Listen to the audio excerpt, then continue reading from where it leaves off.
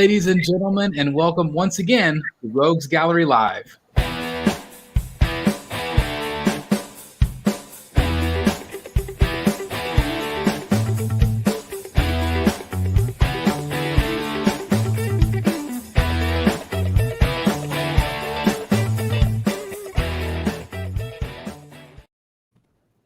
All right, everybody, welcome back. And like I said, this is Rogues Gallery Live. I hope everybody's doing great out there. This is episode number 69, which is my cancer sign, which is pretty cool. But anyway, we're going to be talking about a number of things tonight. One topic is New York Comic-Con and vaccinations. We're also going to talk a little bit about Suicide Squad. And now that we've all seen it, I want to have a conversation with the chat about that as well. And we have some other things to talk about along those lines and whatever else comes up. So if you have questions, please make sure that you are typing them in the chat. I do want to introduce everybody with us right over here, I guess this way. This way. I'm backwards. I'm always backwards on the camera. But anyway, we have Mr. Eric B. with us tonight. Hey, everybody. Hope everyone's doing okay. We're doing great. Thank you for being here. We also have a very special guest tonight. He is very active in the chat every week and also on our Facebook group, Batman Statue Collector Brotherhood of the Bat. Over on Facebook, Matt T is with us tonight. Hey, Matt. Hey, everybody. Thanks for having me. Really appreciate that. Absolutely. We really appreciate all the stuff you do in the community. So thank you very much. And we're glad that you're here with us tonight. We also have with us, as always, Mr. Jeff Delaney from the Secret Sanctuary. Hey guys, nice to be back. Looking forward to a great show. Thanks, Jeff. Glad that you're here and glad that you're back home safe from your trip. So that was great. And we also have Mr. Jeff Morris with us. How's it going, Jeff? Good. Hope everybody's doing okay. Doing very, very well. We also might be joined by Ashley, depending on when she gets off work. Also, Dan could not be here. Dan's on vacation, so we wish him well. As he celebrates his wife's birthday. So that's very exciting. So anyway, thanks everybody for being here again. I do want to say hello to everybody. Got lots of photos to look through tonight as well. It was kind of a slow week since Sideshow Con. Seems like there was a whole bunch of stuff at once and then kind of not a lot, but we still have over 100 photos to look at tonight and things to talk about. So anyway, let me say hello to our folks and then we'll get started. We've got Poplish in the house. Hello to you. Clown Prince of Hudson is here with us as always. Vane 21 is here. Let's see. Brotherhood member Chris and Logan is here. Got my son into collecting those Batman animated series busts. That's great. Those are great to collect. Good price point on those. Another member, Brotherhood Cube 1 of 2 is here. Sorry, Borg Cube 1 of 2. It's a Brotherhood member is what I meant to say. So thank you for being here. Another member, Gotham's Mine is here. Hello to you. Says, hello, everyone. Glad to be here live with you guys. Well, we're glad as well. Jedi Joker's here. We've got Ryan E. in the house. Another member, Jedi Chisel, is in the house. Hello to you. Hope you're doing well. Got Nelson Ortega. Joseph Marrero. Says, hello, everyone. Hope everyone is doing well. We are. Sorry, I've been talking all day. We just had our back to parent-teacher night, so start work tomorrow officially. Captain Trenchcoat is in the house. Hello to you. Daniel Brunson. Matt T. from the chat is also saying hello to everybody, so there you go. Chris and Logan, Yippee Live. Michael Ray, hi all. Hope everybody's doing well. Again, another member, so thank you very much. Lane Kramer is here. Wallace Berry, evening everyone. Hey Wallace, how's it going, sir? Dan's been pretty MIA lately. Well, you see, Dan, his son has been very active with professional sports, and then he's on vacation, so he'll be back. He'll be back. The Spider's here. Hey, gang. Hope everyone is doing well this week. I think we are. Philip A. is here. Crypto Nation. Tone Kharon. Collins Collectibles. George Mcmullen. Superman is in the house. Hello, everyone. All my favorite YouTube people in one place. That is awesome. That's always nice to hear. Casual Nerd Problems. I love that name. Got Wanda Quinn in the house. Nom Nom King Shark. Yep. I think King Shark is sweeping the nation here. Yeah, for sure. Hey, Mike. Thanks for being here, bud. Dennis is in the house. Hello. Time for margarita. I love it. Lane is here. Edwin Diaz in the house. Cosmic Fortress, another member. Thank you for being here. Glad you can catch it live as well. Bat Beast is here. Jeff Morris is welcoming everybody in the chat there. Got Mario Cortez, Thornton Applebottom, Midnight Dip, Mr. Cool, and Orchid Voodoo. So we have a whole bunch of people. Oh, we got J. Rob just joined us as well from Detroit. Thanks, J. Rob, for being here. If I don't have a chance to say hello to you again, thanks everybody for being here. Really appreciate it. So how's everybody's week? Anybody have anything exciting coming in or pre-order recently? Well, had some exciting things go out. Sold the original Batgirl premium format. If you didn't see it, Eric was kind enough to do a phenomenal comparison video between the original, well, not the original, but the second Batgirl, and then the variant that just came out. Also, hopefully you checked out Jeff Delaney's review of her as well on Secret Sanctuary. If you haven't done so, please make sure you visit his channel and check out that review because it was awesome. Thank you. And you didn't have to make a tough choice, whereas Eric really had to really make a really tough choice because you didn't know which one to sell. So how did you end up finally deciding which one to part ways with? Like I was telling you guys, I had somebody that was trying to buy her before the variant even came out, because even the original was hard to find.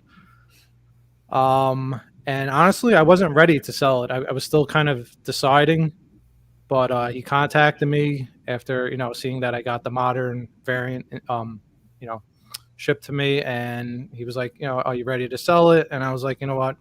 Let me just pull the Band-Aid off and get this over with and just sell it. He seemed like he really wanted it, and I knew it was going to a good place and it would be like a smooth transaction. And so, yeah, I went ahead with it and sold the original. So is it going for retail right now? I'd imagine you could probably get a little bit more than retail, since it's really hard to find. I gave to him close to retail, no flipping prices, but yeah, a little slightly over retail. Fair. I think that's fair. Fair was, yeah. Yeah, because it's very sought after still, which is it's crazy because I feel like it sat there for a little bit and then all of a sudden it was just gone and then everybody wanted it. Yeah. It seemed like that. So that's awesome. And I see Matt also has his Batgirl back there. Congratulations. What do you think of her? I think she's great. I was one of those people who waited too long in the original one and then kicked myself for not getting it. So when this came up and it was the color variation I wanted, which is what held me back the original, I just bought it instantly. Yeah. Well, that's, as I say, it's kind of a no-brainer piece. At only 150, it's just crazy. Matt's been going on a mad tear with the CGCs as well.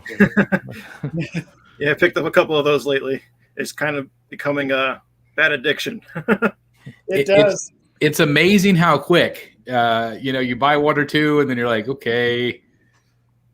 And now I've got like this giant stack. I'm like, well, what do I do with all these now? Like I was going to display them on the walls and now I'm like, should I get like, boxes to display them in? I know, some people collect them that way or display them that way. So yeah, it's very addictive. So welcome to that crazy world.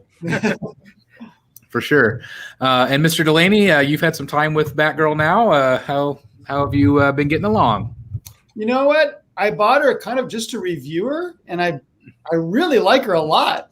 I've got her between Harley and Catwoman, and the action pose of her swooping down between the kind of static pose of Catwoman and Harley Quinn really works. It's really kind of fun. So yeah, she's a total keeper. That's awesome. Well, if you ever change your mind, and because I know in the Secret Sanctuary, space is always an issue, right? That's true. So if you ever go to sell her, hit me up first, and I might be interested. So okay, I do like my variants, though. I know you do. I know, and that's your thing. So I'm not holding my breath, but I just wanted to put it out there. So I'm surprised, Jeff. I'm surprised you didn't pick up the original. I know you said the original, I think, was your very first statue, Batgirl. The original Batgirl, yeah. What made you not go with that just to match the museum poses? I didn't. Well, because I was actually thinking of picking that one up as well, because it's still a nice looking statue as well. I broke that statue. Oh.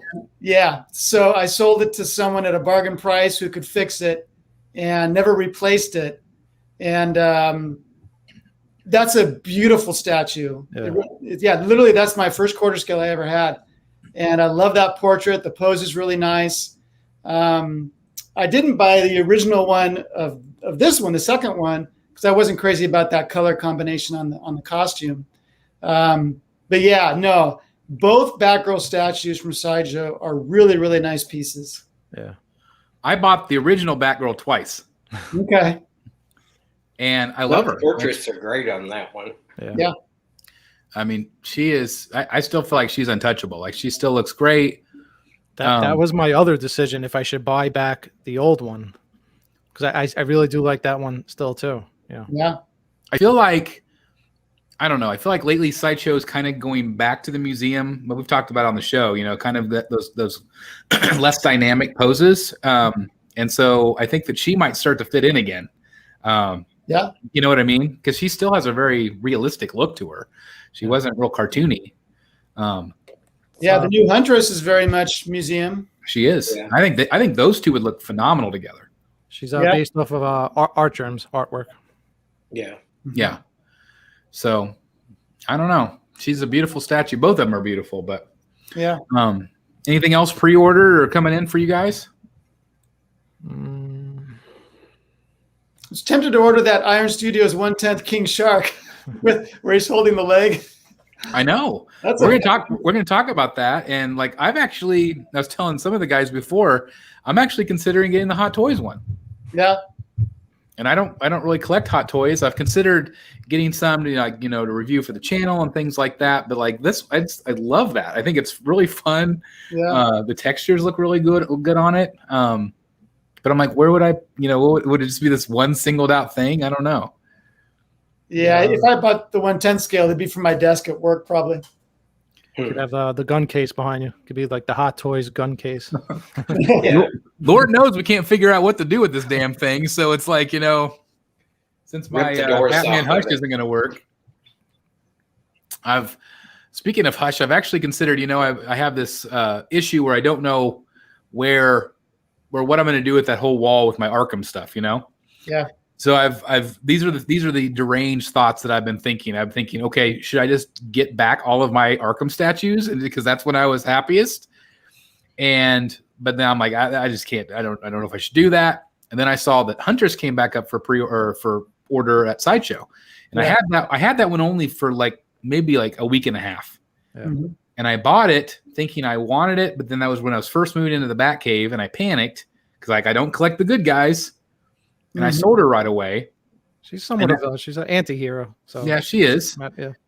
But I was thinking, okay, well, if I'm trying to come up with a line, maybe I make it the Hush line on that side of the room. Maybe I put the Batcave there and Huntress and the Joker when it comes out, and just do a whole Hush line. Get Nightwing. I don't know. I'm then thinking you'll have to get the Superman and spend $3,000. I'm amazed by how popular that is, and people keep buying it. Like they even at a lot of money, they keep buying it, and they're like, "Look at my new Superman." I just don't know if you can touch that. So I don't know. I'm still waiting for J&D or someone to make a Superman that blows everything away. Well, I think you will see one. I'm sure. Yeah. Want to give a shout out to Ezra, another member. Thanks, Ezra, for being here. He says, please don't forget to hit that like button. Thank you very much. I didn't even pay him to say that. So thank you very much, Ezra. Thank you. Hush line would be great for the Batcave. I think maybe so too. I don't know. We'll see. I don't know. When you're spending $1,000 at a time, you have to make sure you like what you're getting, Yeah. And That Huntress looked like she was really pretty, though. Mhm. She was. And they have the cape, or the fabric cape, and the sculpted back at Sideshow. Hmm. So if you were going to get one, which one would you guys go with? Which one did you have? You had the sculpted, right? I had the sculpted because the main reason is because Batman is sculpted, and so is the Hushback cave. Yeah. If you have the room, I'd go sculpted. Yeah. Sorry, what are you saying, Jeff? You've got a lot of room. I normally hate sculpted capes, but yeah, for those. Yeah, I don't. And it was a sculpted cape, but it wasn't like it took up a tremendous amount of space. Like it was, kind of curved down in kind of a wedge shape. Yeah. I have the sculpted cape one, and it's nice because you can really slide. Like I have her next to the Hush Ivy. It slides right behind Ivy, so it's not a space killer if you have a little bit of. She's not as deep as Ivy either, so as long as you have room for that, she fits perfectly right next to her. That's my biggest dilemma too. Is if I do a Hush wall, would I move Harley or Ivy over to that wall, or keep her where she's at? Because right now she's part of that villains collection. Move her. You can move her back and forth. It's what she said. No, she is. Okay, maybe not. Invent a conveyor belt or something. Maybe you need like a trolley thing, a rolling cart. I have moved her over there actually just to see what she would look like, and she did look good over there. But I don't know, and the Hush line could just be the good guys too. I could do that, and then like the Hush good guys across. With Huntress, I can consider her a good guy. Nightwing. And then have the Batcave, and then have all the villains across the way. So I don't know. Possibility. You got a super chat. I just see that Lane Kramer, Lane Kramer, $5 super chat. Thank you so much. So guys, I have the J&D Catwoman, and we'll be getting Sideshow's Huntress statue. Would you have a suggestion for a Batman to get 1/4 scale? I like this one right here. If you can find this one right here. This is, again, from Prime 1. This is the new 52. I still love this one. It doesn't have really a place in my collection. I'm considering putting it in the big case over here. But I really like that Batman. But does he display well with other pieces, or is he a standalone piece? Well, that's what I'm going to find out, because I'm going to get a bigger shelf, and I'm going to put him in there first and surround the villains and see if he fits. He's hard with that cape because that cape shoots straight. Yeah. To the right. Yeah. I mean, instead of like an angle, or, if they should have angled it back maybe a little. It's going to take up some space for sure. But I don't know. What do you guys recommend for Lane here? What do you guys recommend? Well, if it's the Sideshow Huntress, I'd go with the Sideshow Batman. Just like the one I have in the case? Yeah. That one there? Okay. Yeah, or right over my shoulder. Yeah. I agree with that. Lane, variant's good too. I'm going to say this, Lane. I don't know when, I don't know where, but I do think that Sideshow will have a new Batman in the next year or two. I mean, I think it's a no-brainer. They do one, every 2 or 3 years? Every season. XM is working on one. Yeah. There'll be a fall-winter Batman coming soon. Yeah. So if you're not in a big hurry, I would maybe wait a little. And again, I don't have like any insider information. It's just a gut feeling that I have. I think that we will see. We've talked about it on the show. I think we're going to see something from Sideshow. I think, like you said, we'll see something from XM for sure. There's also the Batman that comes with Justice Buster that you can buy individually, and that's a great piece. I don't know if you have the pictures. XM teased something. It looks like I think somebody said Future State. That's what it looked like to me. Didn't he have the gun? Because of the hood. So there's always going to be Batman statues. So again, if you're not in a giant hurry, then maybe wait. Otherwise, the Sideshow piece is great, and the new 52 piece is great. So anyway, thanks again, Lane, for the super chat. Thank you. That really helps the channel. Thank you. So let's see. We were talking about pre-orders. Nothing else coming in? Nothing else pre-ordered? No. Soon. All right. I'm wondering when Pop Culture is going to ship my Mandalorian and Child. No update? No, in fact, it's really weird. Maybe I've mentioned this before on the show. I don't know, but that piece is gone everywhere, and Pop Culture still has it listed, and they just keep taking orders, and it makes me wonder what their allocation is. I mean, I put in just for fun. I put in a quantity 100, and it was going to take my order. Wow. So I don't know what's going on with that. I mean, the edition size is only 750. So I'm nervous I'm going to get a cancellation from them because it seems like they've been taking orders a lot longer than everybody else. I know their stuff seems to come way later than we get it. Yeah. Yeah, it's gotta go. Where's Iron Studios again? Are they Brazil? Yeah. Yep. So it's going to go from Brazil to Australia to me. Yep. Well, I mean, some people already have it. I'll be willing to bet that I could find one in a week in Brazil. I found a couple of those Avengers pieces when they were sold out. Mm-hmm. You just have to Google the hell out of it, and I Facebook messaged all these stores and finally found them. Right. Have you seen somebody that shipped it? Have you seen them in hand from very many people? Yeah. PJ's got one. Do you know where he ordered from? I don't, but he did a review. Somebody, I think it may be one of the people he gets Hot Toys from.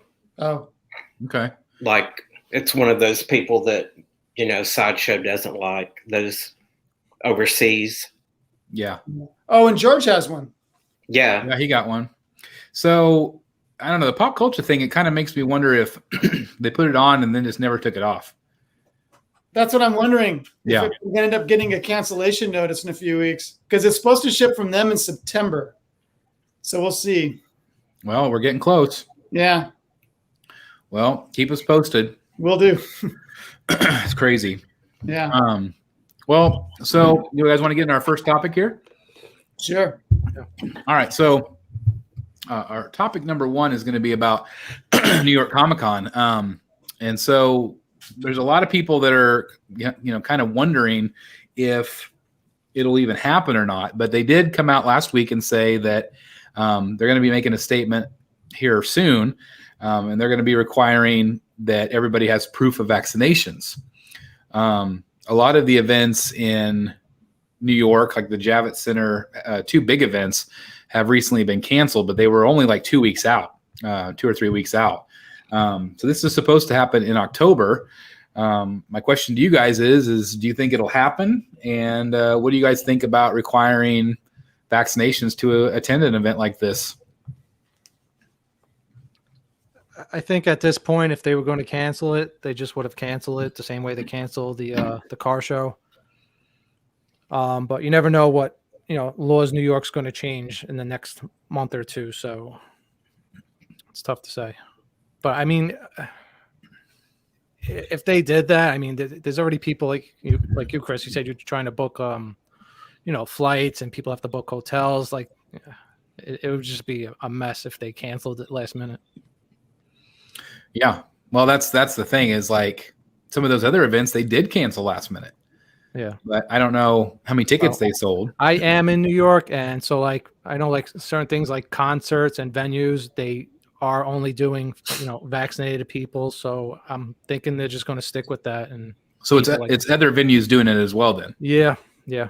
They're doing it for like concerts and other things. So you're up and indoors. Yeah. Movies, everything inside. So being in New York, how has that been received by the population? Has that been going over well? I think it's split. It's like everybody that's vaccinated is like, well, to the other people, you should have got vaccinated, and everybody that's not vaccinated is like, well, it's not fair, blah blah. So it's like, yeah, it's created a division between people. Surprise, but Eric, do you know if the rules are different for large venues? I mean, if they only allow vaccinated people, can they allow more people into the hall than if they were allowing everybody in? So like, all right, yeah. So originally, I think like, so if you're saying like New York Comic Con, I think originally they were only doing half the capacity, and that was before you had to be vaccinated. So yeah, I was thinking the same thing. Are they going to switch it to now? If they're going to do fully vaccinated, is it going to be full capacity, or are they still going to keep it half capacity? Yeah, I mean that'd be a great reason for making that decision. If they can suddenly allow twice as many people in, I totally understand where they're coming from. Yeah, so I haven't been anywhere to where I've gone somewhere and they said I need to see your vaccination card. So I don't know how it works. But I know people out there are talking like you can get fake vaccination cards. I mean, it's just a piece of paper unless they're running the serial number up against your actual ID to see it matches who you are. I don't know how they're going to prove that your vaccine card's a real vaccine card. I don't know. The only negative on that, on faking it, is I think there have already been a couple of prosecutions on that where people were levied some pretty hefty fines for forging one. Have a lot of comments about this. They've been forced to do it because the New York City mayor made it a requirement that all indoor events require vaccination now. Oh, there you go. There you go. ATV Racer says I'll have a badge for sale if vax are required. So I have heard that a lot. Some people are like, good, there'll be less people. Like, maybe I'll be able to walk around and enjoy the show. But like you said, it does split people. It does split. And I'm assuming they're going to offer free, full refunds in something like this. But I would think so. I mean, what kind of hit are they going to take? Just as an example, we went to Disneyland on Sunday. So you're talking about Disneyland on a Sunday, on a weekend in August. And we didn't wait more than 10 minutes for any ride in the park. Yeah. There were not many folks there. I think everyone's afraid of Delta. And of course, kids under 12 can't get vaccinated. So yeah, I mean, if you're going to allow everybody in, it's going to affect how many folks actually want to go. So what were they doing there? They were requiring masks only indoors, and you don't have to wear them outside? Okay. And on rides. Okay. Oh, on rides you don't have to wear them? You do. On rides you do. If the ride is indoors, yeah. Yeah, it's the same in Florida, Eric, right now. Yeah, I'm headed there this month, a few weeks. So masks on transportation, masks indoors, and on all attractions. Okay. Yeah, we had a great day. The attractions outside. And what you just said, like my wife and I, we've been talking for a while about maybe we should get to Disneyland real quick, maybe in the fall before things get worse. And so I'm glad you just said that because that's 10 minutes. I mean, that's pretty great. And like we're somebody that would buy Max Pass when we went out there. $10 a day, but it was worth it, like completely. We had a great day. Yeah, I bet. Yeah, and we signed up for Rise of the Resistance, and as the day went on, our time got earlier and earlier and earlier because people didn't show, I guess, who had gotten into groups. So we thought we were going to get on around 2:30. We ended up getting on at noon. Wow, that's awesome. Yeah. Have you rode the new Spider-Man ride? How was that? I haven't yet. Yeah. It's virtual queue also? I think it's the only other one that is. Yeah. Yeah. What were you going to say, Eric? No, I'm just curious where you're at as somebody that was thinking about going and what you're thinking. To New York? Yeah, Comic-Con. Well, I mean, I am vaccinated. And so I don't necessarily worry that much. Like if my family goes, like we just went to Disney for 2 weeks. We felt very good. My family is vaccinated except for my youngest because he can't be. But it does make me a little nervous. I just kind of want to pay attention to the numbers and see how things are going. I mean, there is definitely some hesitation there. I don't know. Like I felt Disney does a really good job of cleaning and, going with procedures. Mm-hmm. I don't know if it would be the same in New York. I don't know. I don't know. Are you still planning on it? Yeah, I'll still be there. Yeah. I'm no matter what. Vaccinated, so. Yeah, no matter what. Yeah, I'll be. I mean, I'm just going to kind of play it by ear. If things get worse, then I might, give it a rain check. I don't know. I know a lot of people like celebrities and actors and comic book creators Like if you look at MegaCon in Orlando, like half of those people canceled. Like there's so many people that are not going to be there now.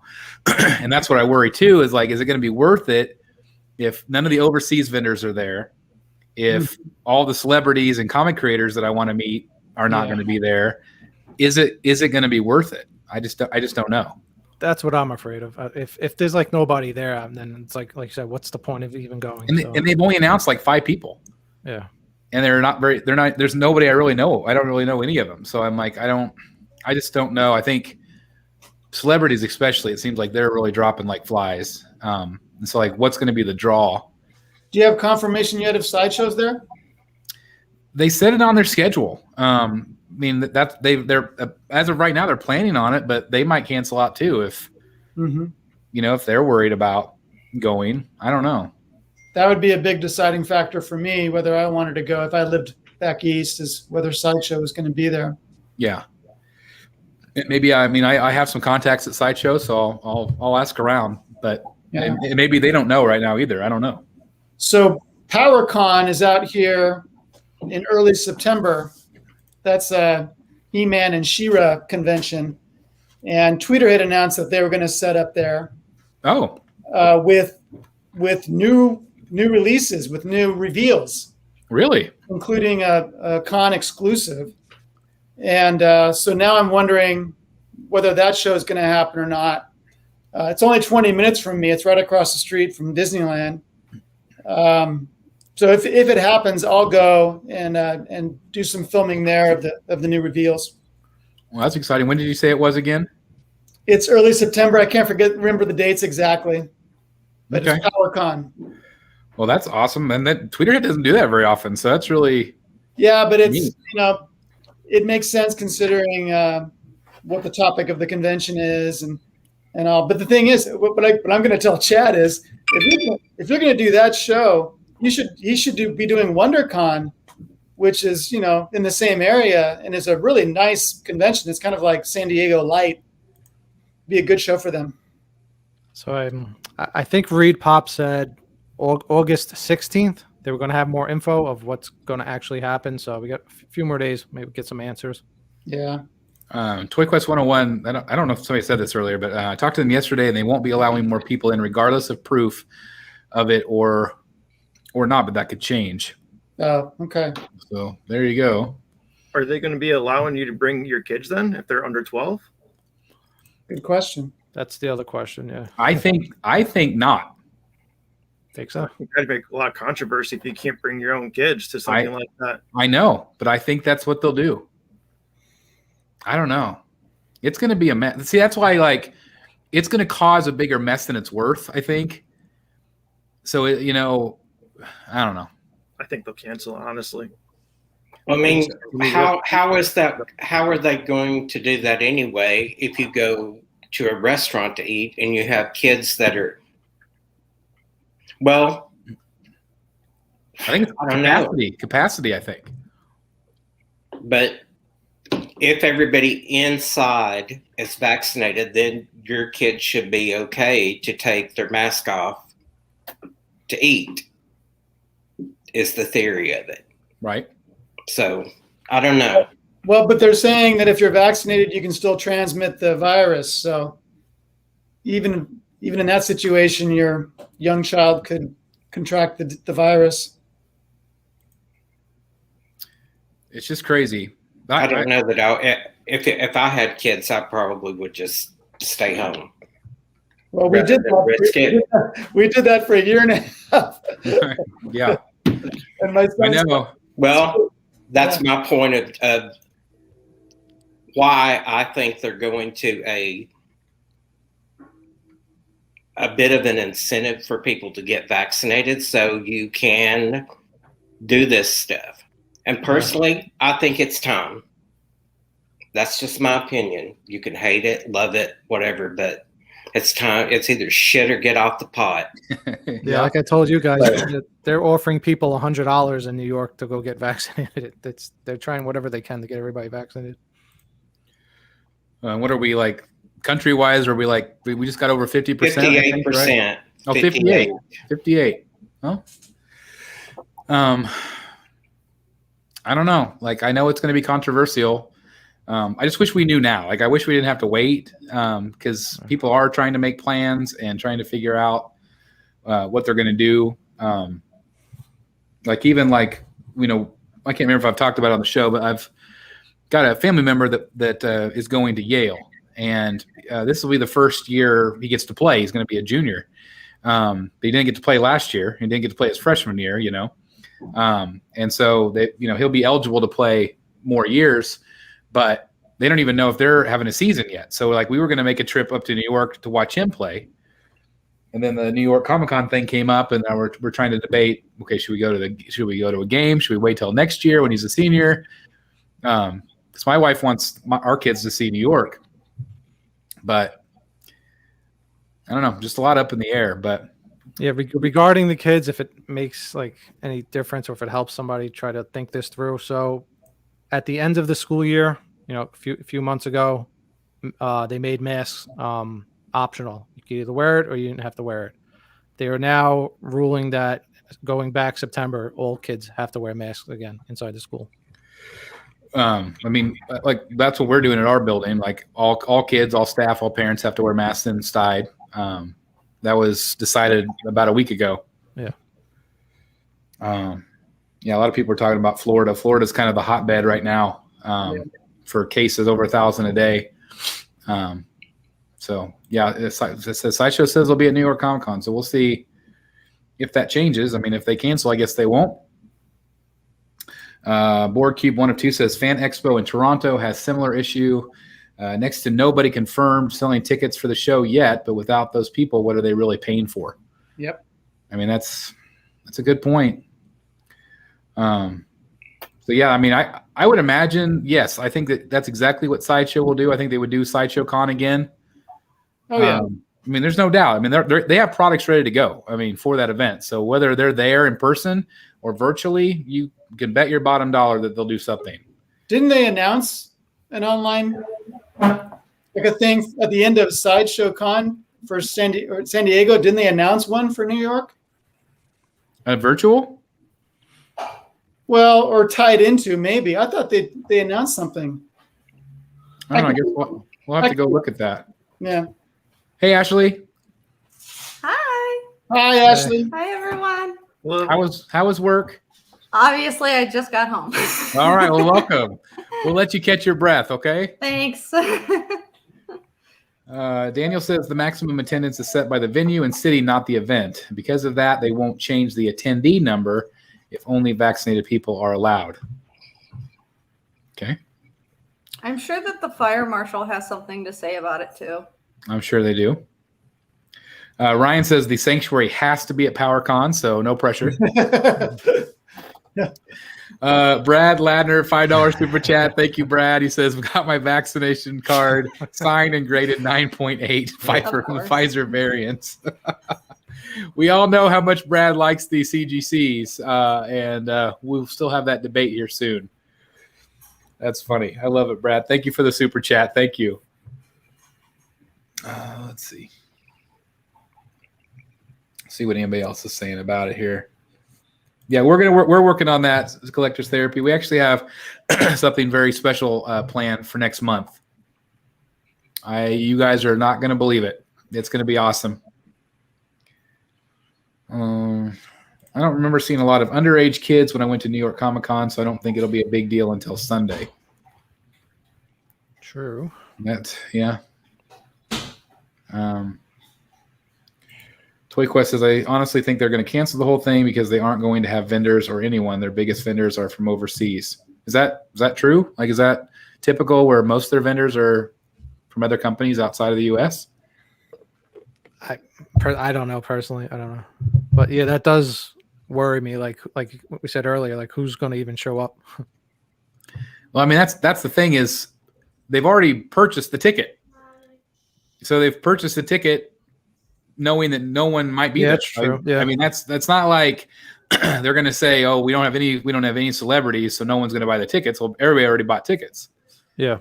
But I mean, can you ask for a refund if there's no one there? Like, I mean, if they have 5 unknown comic book writers or something, like, I mean, we just had a local Comic-Con. It's like a smaller one, and was it Ray Fisher from the guy that plays Cyborg from Justice League was there, taking pictures with his mask on and everything. So some celebrities are traveling, I guess, unless he lives in New York. I don't know. Toy Quest says they've told us they would refund everything, but the only thing they are not sure about is how they are going to go about the memberships. I don't know about the memberships. What is he talking about? I have no idea. Okay. Yep, there are people that have been reinfected. Luckily, people don't seem like they're getting as sick, which is good. The memberships give free premium streams and advance order access for the year. Oh, yeah, that's something they just started this year. So I don't know. I don't know what they would do about that. Let's see if there's anybody else saying. Let's see. Well, anyway, it will be interesting to follow. Of course, I'm sure, talk about it here on the channel. But regardless, if they do have it, I hope everybody's safe. And again, it might sound like there might not be as many people there, which is, not necessarily a bad thing. I feel bad for people that don't get to go. But I know in the years past, I know it sounds like it's been kind of a cluster. Yeah. Like I said, even half the attendance is going to be a lot of people. So yeah. So I guess time will tell. Time will tell. Anything else you guys want to say about it, or do you want to move on? Move on. All right. Let's talk about Suicide Squad. So everybody, Ashley, have you had a chance to watch Suicide Squad yet? Oh yes, you have. I remember. Yes, I know. Now I remember you have. So Ashley might have some things to say about this. So anyway, what did you? Obviously, Ashley's going to have her opinion. What did you guys think about the film? I'll be nice. You don't have to be too nice. Yeah. Well, yeah. Don't get us kicked off YouTube. So what did you think of the film? And I don't know. Is it okay at this point to do spoilers? It's been a week. Yeah, I think so. Okay. Lord Cube of One says it's not in Canada yet. Han Solo dies. Yeah, there you go. Wanda Quinn saying, "Yeah, be nice, Ashley." We'll see how she does. So I think we'll probably have some spoilers here, guys. So if you want to tune off, you can. But we'll do some light spoils. So what do you guys think? What do you guys think of the movie? I thought it was great, personally. I thought it was really enjoyable. Laughed a good portion of the movie, which was unexpected for me. Just kind of went with low expectations, hoping for the best, and thought the characters were mostly all likable, and overall did a great job acting on everything. Ashley liked it as much as she liked Sideshow Con. I think I like Sideshow Con more. Oh, ouch. Well, I tend to agree with Matt. I think it was fun. I was surprised by the violence, I guess, a little bit. I guess I didn't really know what to expect. I think my expectations were pretty low going in, but then seeing that Rotten Tomatoes score, I was like, oh, well, maybe this is going to be okay. And I thought it was funny too. I really like James Gunn. I like the job that he did. What about the rest of you? Sorry, I didn't mean to jump in. I mean, yeah, I kind of agreed with your video review, Chris. So like before I even seen anything, I had a feeling it was going to be like some gruesome, death scenes, but not to the point of what I witnessed. So when the movie first started, like the first 5 minutes, they're on the aircraft carrier. They're on their mission, and I'm like, oh, here we go again. This looks like the first movie. The jokes are kind of stupid, and I was a little bit disappointed. I was like, oh, we're headed right back here again. And then they get to the island, and basically everyone on the mission gets their heads blown off, which just threw me for a loophole. Which, especially Pete Davidson was the first one, which I hate. So I was like, yes, he's gone. So like now you're cheering for some of this. Yeah. And then you're like, oh yeah, there was a second team. I forgot there was even more characters. And then once that happened, I felt like it went in a different direction. It was like a fun movie. I know. I think it was not made to be taken too seriously. It's a comic book style movie. I thought James Gunn did an excellent job directing it compared to the first guy. And overall, yeah, I enjoyed it. I'll agree. That first 10 minutes or whatever is pretty shocking. You just don't. I didn't see it coming. And like as soon as they showed Pete Davidson, who my wife's not really a giant fan, but he said something and she's like, "Oh, I kind of like him." Like she's like, "I bet he gets killed," and that was the first thing she said. And so optimistic. Yeah, so optimistic. And boy, was she right. It was just pretty crazy. But the first part of that was pretty shocking. What did you think about it, Delaney? I'm split on it. James Gunn, with his movies, there tends to be a lot of heart in his movies. And that was missing from this one for me. So, I don't know. There were a lot of funny parts. I did laugh. I did enjoy it. I think it felt like could have been more. I was just going to say the heart to me was the rat stuff, like the backstory about her parents and like blood sport. And like, I feel like that is kind of where that heart came from. And I don't know if you felt that way, but that's what I thought. Cause it was what broke up the violence was those tender moments. I felt Bloodsport actually carried that movie a lot. Like his, his role in that movie, like his storyline pretty much, I think carried a lot of the movie. Did you think that was supposed to be Will Smith? No, my wife did watching it though. Because it was the same character. He had the same daughter, not the same actress, but it felt very much like it was supposed to be Deadshot, and because it was basically the same character, although they changed it, a little bit. But I just felt like that was my first thought. Was Will Smith supposed to be in this, and he turned it down, so they just did another character that was similar? Kind of what I got. I didn't feel like he was supposed to be anything like Will Smith. I thought he was a little bit more. He was a little harder, and he was. Smith seemed. But what I meant is that he's a sharpshooter. Yeah, he's got a daughter that's I don't know. It just felt very similar to what they did in the first movie. I felt like they hit on that actually a little bit when they were going through the roll call of who does what, and he. Breakout says to Peacemaker, "That's exactly my skill set." Yeah, exactly. Yeah. It was kind of like a nod to it almost. Yeah. Yeah. Which either at least this is how I saw it. When they introduced John Cena to Idris Elba in the movie, and they basically did the exact same thing. It's like, okay, then why are you hiring two people that did the same thing? Is it that you just had extra money for budget, or did you just want a different character in there that could do the same thing? But at the end, I kind of saw it as they were going to fight each other the whole time. So because I did like the one thing I did like in the movie, and I told Bryce this, I was like, I like how they keep going back and forth with each other and competing with each other. Okay, I mean, and can I be a little explicit on this? Just a little bit. Why can't they just whip out their stuff and then just, compare it? Yeah. Because it was pretty much the exact same thing.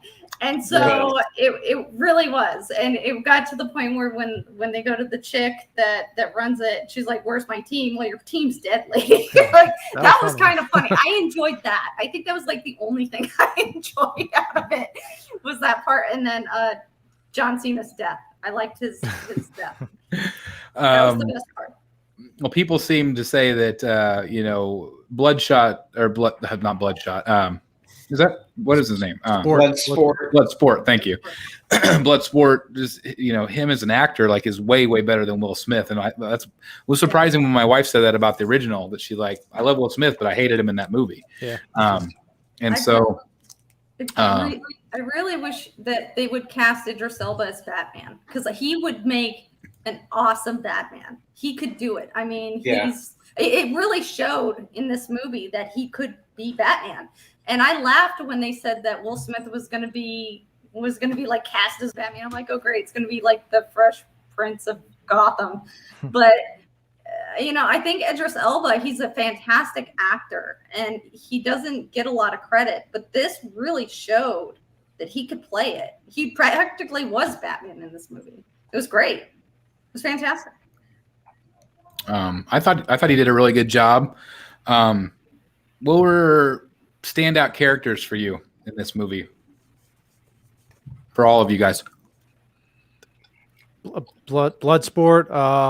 I surprisingly liked John Cena in the movie. I thought I was going to hate him. I thought I was going to hate all the jokes in the movie. But really? Some of them are pretty funny. I hated the character. Yes, and I want to know how they're going to make a TV series for Peacemaker, unless they really change that character. He looks ridiculous, but I mean, it was really hard to like, especially when near the end when he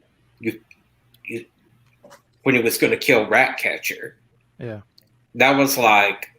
But you knew he was screwed when he decided to do that, because you knew Bloodsport was going to come from somewhere.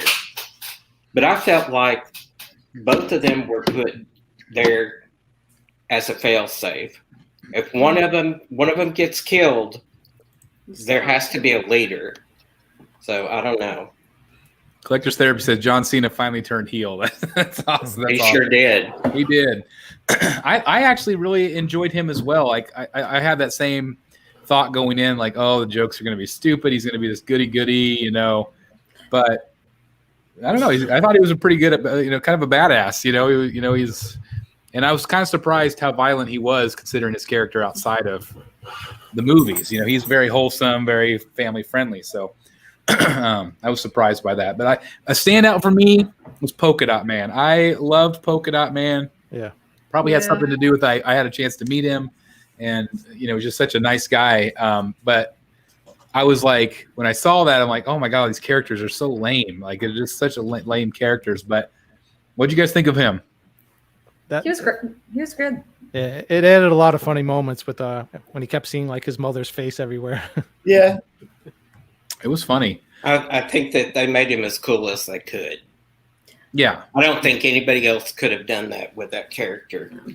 I mean, that was like, he pushed the needle on that and made it work, but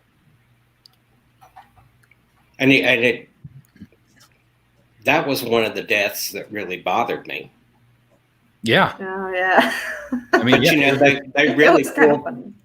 The way that they pulled off that Drew Barrymore and Scream moment at the beginning, when almost everybody that was on every piece of merchandise died. And you thought, oh, crap. Yeah.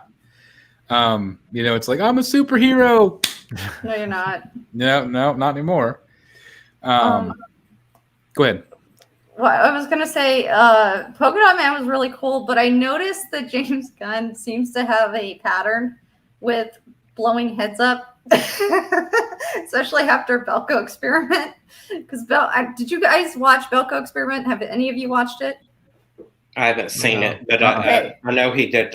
He's done a lot of. So I encourage you guys to watch, if you are okay with like kind of gory movies, to watch the Belko Experiment. If you guys watched Cabin in the Woods and Office Space, it's like those two mixed together. I really, really liked it. And when I say Cabin in the Woods, it's very much towards the end. You're going to understand what I mean. It's one of my all-time favorite movies. James Gunn directed it. You've got Michael Rooker in it. You've got Polka Dot Man in it. You've got the guy that was in Scandal in it. He played the president. I mean, there's a good list of actors in the film, and the funny part about like having like the heads blown up is that he has the heads blown up in the Belko Experiment. So it's kind of interesting that I see, Suicide Squad and some heads gets deployed, and it's like, oh, okay, it's the Vocal experiment. Okay, that's cool. A lot of people in the chat have seen it, and Ryan says that Gunn's background was horror before the MCU. So that's really cool. I guess I remembered that, but I just now remembered it. Like I had forgotten about it. So, what did you guys think of King Shark? What? He was one of my favorite characters personally. Yeah. I liked him too. So Ashley, you made the blat noise. What? So like, what did you not like about King Shark? Dude, what did I like about him? Okay, first of all, I want to start singing Baby Shark. But like, honestly, like I didn't, maybe it's because I didn't follow the character in the comic book, but like, he's so stupid in the freaking film. Like, his whole thing is to like save the team or the world by eating on a starfish. Like, really, that's it? That's all you got? Like, he sounds stupid, and it probably is because Sylvester Stallone was in it. But it's just like, I could not stand it. I was cringing every time, like the entire thing. Like, it made no sense of why he was even there. And I couldn't, I think if he was out of the movie, I think I would have enjoyed it more, but he just irritated the living snot out of me. And I didn't find him funny. I didn't find him enjoyable. It just was, he was just there, and it was just, bleh. I loved him. I was afraid they were going to kill him. Yeah, I'm glad they didn't. Because it was like Groot. Yeah. I mean, you know, James Gunn can make you care about that damn tree and raccoon. You know, I like died when you thought Groot died in the first Guardians movie. Yeah. I think the chat is disagreeing with you a little bit on this, Ashley. I don't care. But I think just listening to your comments, like it sounds like you went into this thinking it was going to be more serious. No, I mean, it's a comic book movie. That's the thing. It's like, I went in there thinking of how it would be on the first one. Okay, so like, what I can tell you what I enjoyed rather than I didn't enjoy, because the list is way too long to go through of what I hated about this movie. What I did enjoy, because I want to stay positive on this. I loved Idris Elba in it. He did an awesome job, and I'm really glad that they casted him in this movie. What? No, I was curious. So you felt like King Shark was dumb, because I feel like Ratcatcher was stupid. Like her power. Oh God! I'm curious what you think about Ratcatcher. I wanted to call Ratcatcher Nirvana. In fact, I think I did. I called Ratcatcher Kurt Cobain for a priority of the movie because I couldn't stand it. I freaking hated it. And then I'm like, really, this is okay.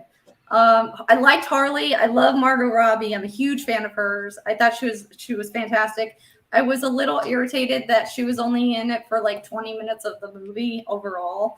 I kind of got irritated though with her, and it's not really her so much.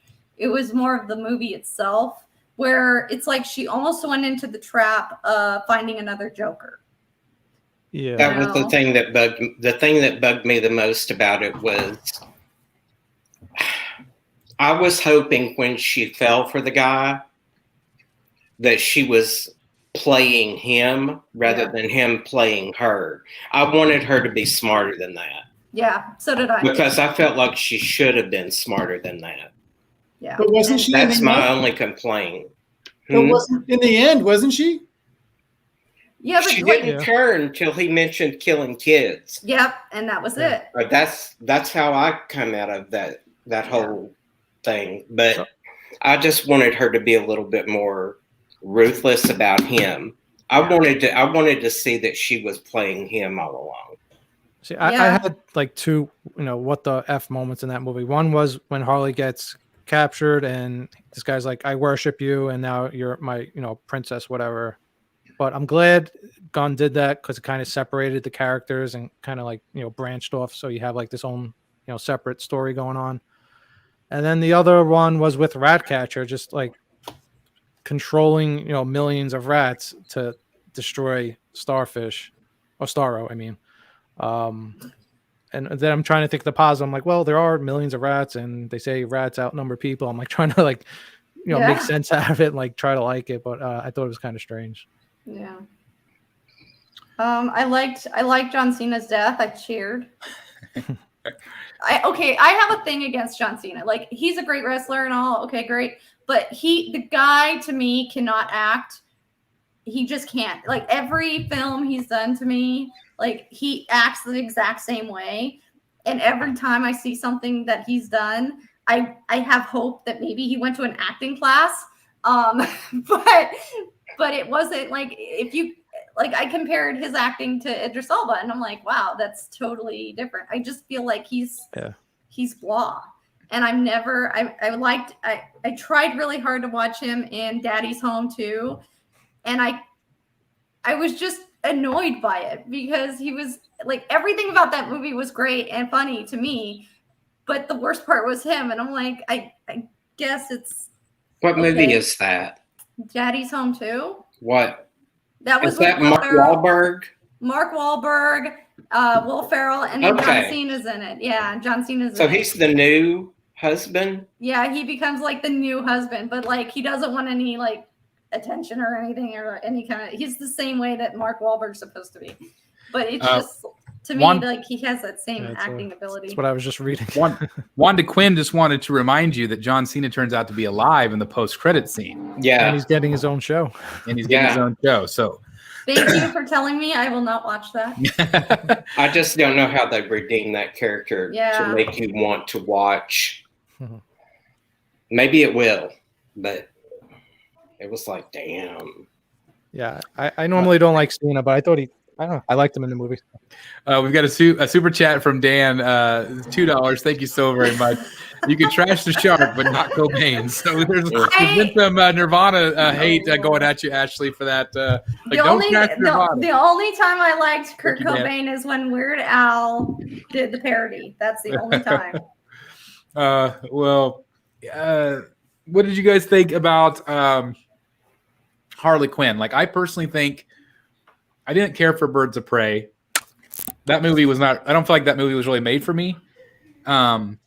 But I feel like it was a lot better. She was a lot better in this film. Did you guys like her better in this one? Did you feel like she kind of redeemed herself a little bit in that role? What did you guys think of her? Yes, I agree. Yeah, I think she did. I think Birds of Prey was more like the New 52 comics, so it made sense, that character, although I don't really like that character of her. And then one thing, like I was telling you guys, I wish she would have stayed in that, that leather jumpsuit outfit that she was wearing in the beginning for maybe a little bit more in the movie. She got out of that quick in that dress. Yeah, she went quick into the dress. Yeah, it was a cool look too. But did you like her, Ashley? No, I said I liked her. I like Margot Robbie. I think she's fantastic. I liked her in Wall Street. I liked her in the Tarzan movie. I'm a huge Margot Robbie fan, so I think she's spot on and could not be more perfect for Harley. I loved seeing her as Harley. I just didn't like the fact that they made it look like she found another Joker. But the one thing I did like was that she realized what was happening and then killed him off. I was happy about that part. I was really, really glad about it. I was just kind of annoyed that they kind of went that route again. As for Birds of Prey, I kind of have a theory that it's kind of like they made Birds of Prey not as a sequel to Suicide Squad, but basically to show that she's away from Joker now and this is now her own thing and she is like her own woman kind of thing. And now from here on out, for every Suicide movie there will be, or Suicide Squad, she's on her own, basically. Yeah. I think this is my thought. I think that they messed up. Shocker that they would mess up in these movies. I think the best thing about Suicide Squad was the crazy dynamic of Harley and Joker. How toxic that was. I think that made it intriguing. Now, not everybody liked Joker. He's my least favorite Joker, although I liked him. But I do think that if they had done, because there's kind of a planned Joker Harley movie. I think that if they would have done that first and given that some more time, and how interesting that would have been before they like broke them up and it was all this independence film and then it's back to a group. I just think they could have stretched that and got more out of that, because I think that storytelling would have been more interesting. What do you guys think about that? Yeah. I think they need to have somebody planning their movies out. Like I've said a million times, somebody laying this timeline out that knows that they will listen to. I think they second guess too much stuff, and then it ends up Being trash. Yeah. Yeah. JW Statues, $20 super chat. Thank you very much. Everyone I know is split down the middle with this. I enjoyed it, and I think Gunn is on a whole nother level as a director. Great show. Well, thank you very much. Thank you for the $20. Yeah, I mean, it's one of those films where I feel like either people love it or hate it. But it seems like the people that have watched it, I feel like the majority of people liked it. Like it's not done very well at the box office. It's like one of their lowest openings ever. But do you guys think that that's because it's on HBO Max for free? I mean, or as part of the subscription. So how do they say it? How do they say it's the weakest opening whenever it's not really fair? I don't think. And it's also rated R, so you lose, half the, some of your audience because kids aren't going to watch it.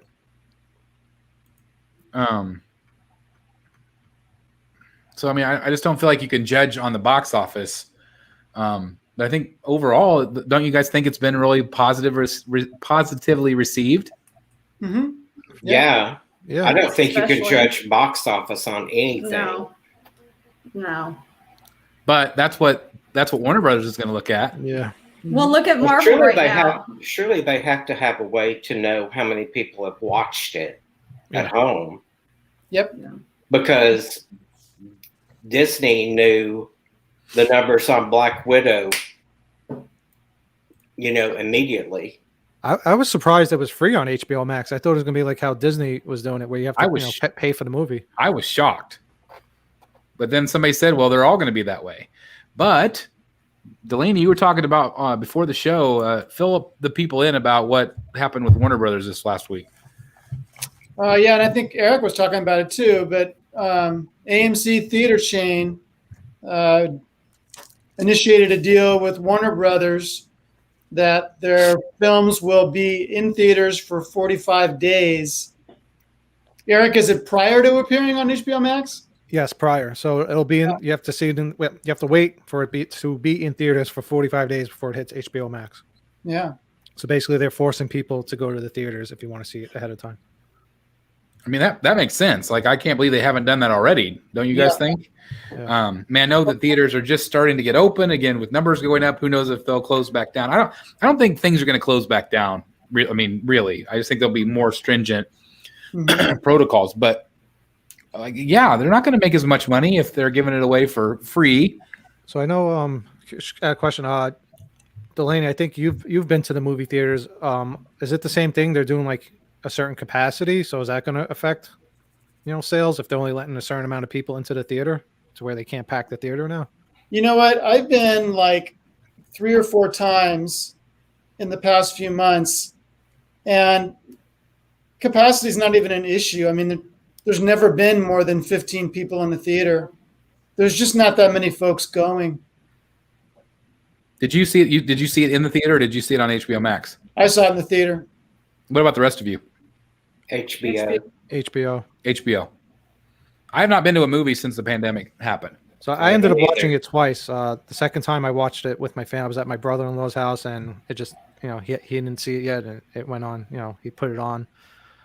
And I did not like it as much the second time. I thought it was a little kind of stupid, and the jokes weren't hitting as hard as the first time, obviously. And I don't know. I don't think it's one of those movies that you're gonna watch over and over and over again.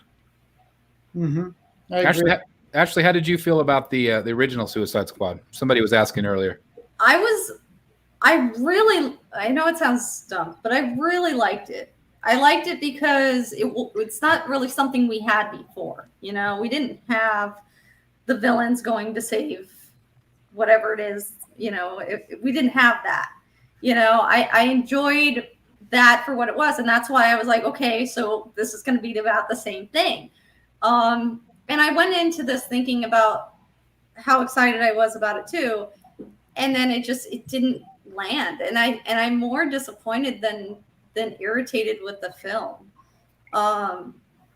Because I really enjoyed the first film. I did not like Jared Leto at all, but everything else I enjoyed. I liked Will Smith in this. I liked that there was a little piece of Batman. I liked the fact that they touched on Alex Ross in the movie. There's a split second where there's a scene and it's from an Alex Ross painting. I don't know if you guys caught that or not. Yeah. And I really liked that. I was like a hats off to him. I liked that there's a lot of things. I love the soundtrack. I'm a huge soundtrack buff. I hate the soundtrack in this movie. And I love the soundtrack in the original. There's so many things. It showed there's the relationship, kind of touched on Mad Love a little bit on the first film between Joker and Harley. And it was kind of cool. And I would love to see James Gunn actually do a Mad Love movie. I think he would do an awesome job with it. Maybe it's because there's no Harley Joker, and that's fine. I liked Margot Robbie, and I liked her performance in it, and she was a great hero to it, and it was great. So I didn't mind that too much. But I mean, I enjoyed the first film. I saw it 3 times in the theater, and it was great. I own it, and I've had it on. I watched it last week to get prepared for this one. So in comparison, I am pretty disappointed with how the second one was. But then again, sequels aren't always the best. So, and you know what really bothered me about the first one? Everything? The first Suicide Squad movie. Sorry. What bothered me was, considering his past, would Batman really confront Deadshot when he's with his daughter in a dark alley? Nope. That seems so wrong to me. I can't imagine he would do that. Yeah, I think you're, and I never thought about that until you just said that. Yeah, me either. But you're exactly right. It's a cheap shot. You're overthinking. I'm gonna need you to stop overthinking. Okay. Well, I viewed that film, the original one. I viewed it as it was good, but like I didn't feel like I needed to watch it over and over again. Like I just felt like it was okay. I knew that they muddled it, and they messed it up with the editing, and it wasn't the director's true vision. Do I want to see the Ayer cut? Absolutely. I want to see what differences that could have made. I thought this new film was fun. It was just mindless fun to get a night out, watch this. Again, I was surprised by the violence. I'm annoyed with the fact that they're kind of picking and choosing these characters. They're like, well, it's part of that universe, but not really. Mm-hmm. It's a sequel, but it's not really a sequel. Like I hate that. It's like, well, we're going to continue on with the Flash, but we're not going to do anything with Superman anymore. We're going to get a new Superman, and we're going to get a new Batman, and there'll be 2 different Batman universes, maybe even 3. But we're still going to use Aquaman. This is what happens when one person does. It's more than one person that runs a show. Get your shit together. Yeah, exactly. I mean, if you compare, and I think I've said this before, but I have a bad memory, so forgive me.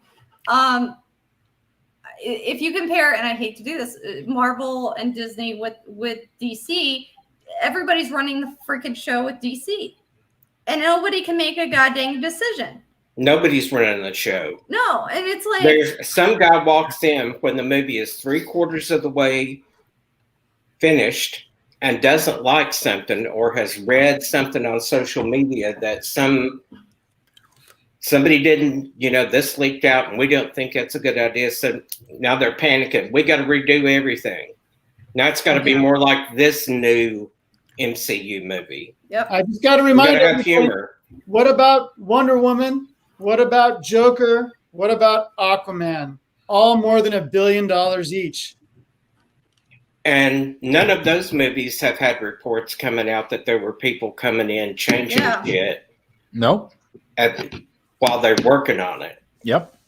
See, I think they screwed with Wonder Woman 84. Oh, they did. They did for sure. Maybe they gave her too much freedom. I don't know, but I can see where they're coming from with this. Every movie is its own thing. I kind of get that. I don't blame them for having more than one Batman because Marvel has had more than one Spider-Man, you know, very successfully. So I don't know. I agree with them that Marvel's done an amazing job over the last 20 years, whatever it's been. DC's tried to do it in the reverse order where they gave us JLA first, and that didn't work. But when they finally decided every movie is its own thing, they've had some successes. They've had failures too, but they've had some successes. Nelson brings up a great point, and I kind of had forgotten about it. But he said the Flash is going to be the bridge to the different timelines. This is what is going to hopefully clean it up, right? Because if they can say, okay, this is this universe and this is this universe, it's all going to suddenly make sense. I'll believe it when I see it, because there's going to be a suit walk out of the office and be like, oh, we can't do this. It's going to be, the audience is going to get confused. I guarantee you they're going to pull that crap. Yep. Because people aren't going to understand what's going on with Affleck and Keaton, and with why do we have 3 Batman? Well, you're going to think about Joe Schmo off the street that just happened to walk into a Batman movie that's never heard of Batman before. Yeah, I mean, if they read the comic, why can't they just follow the fucking comic?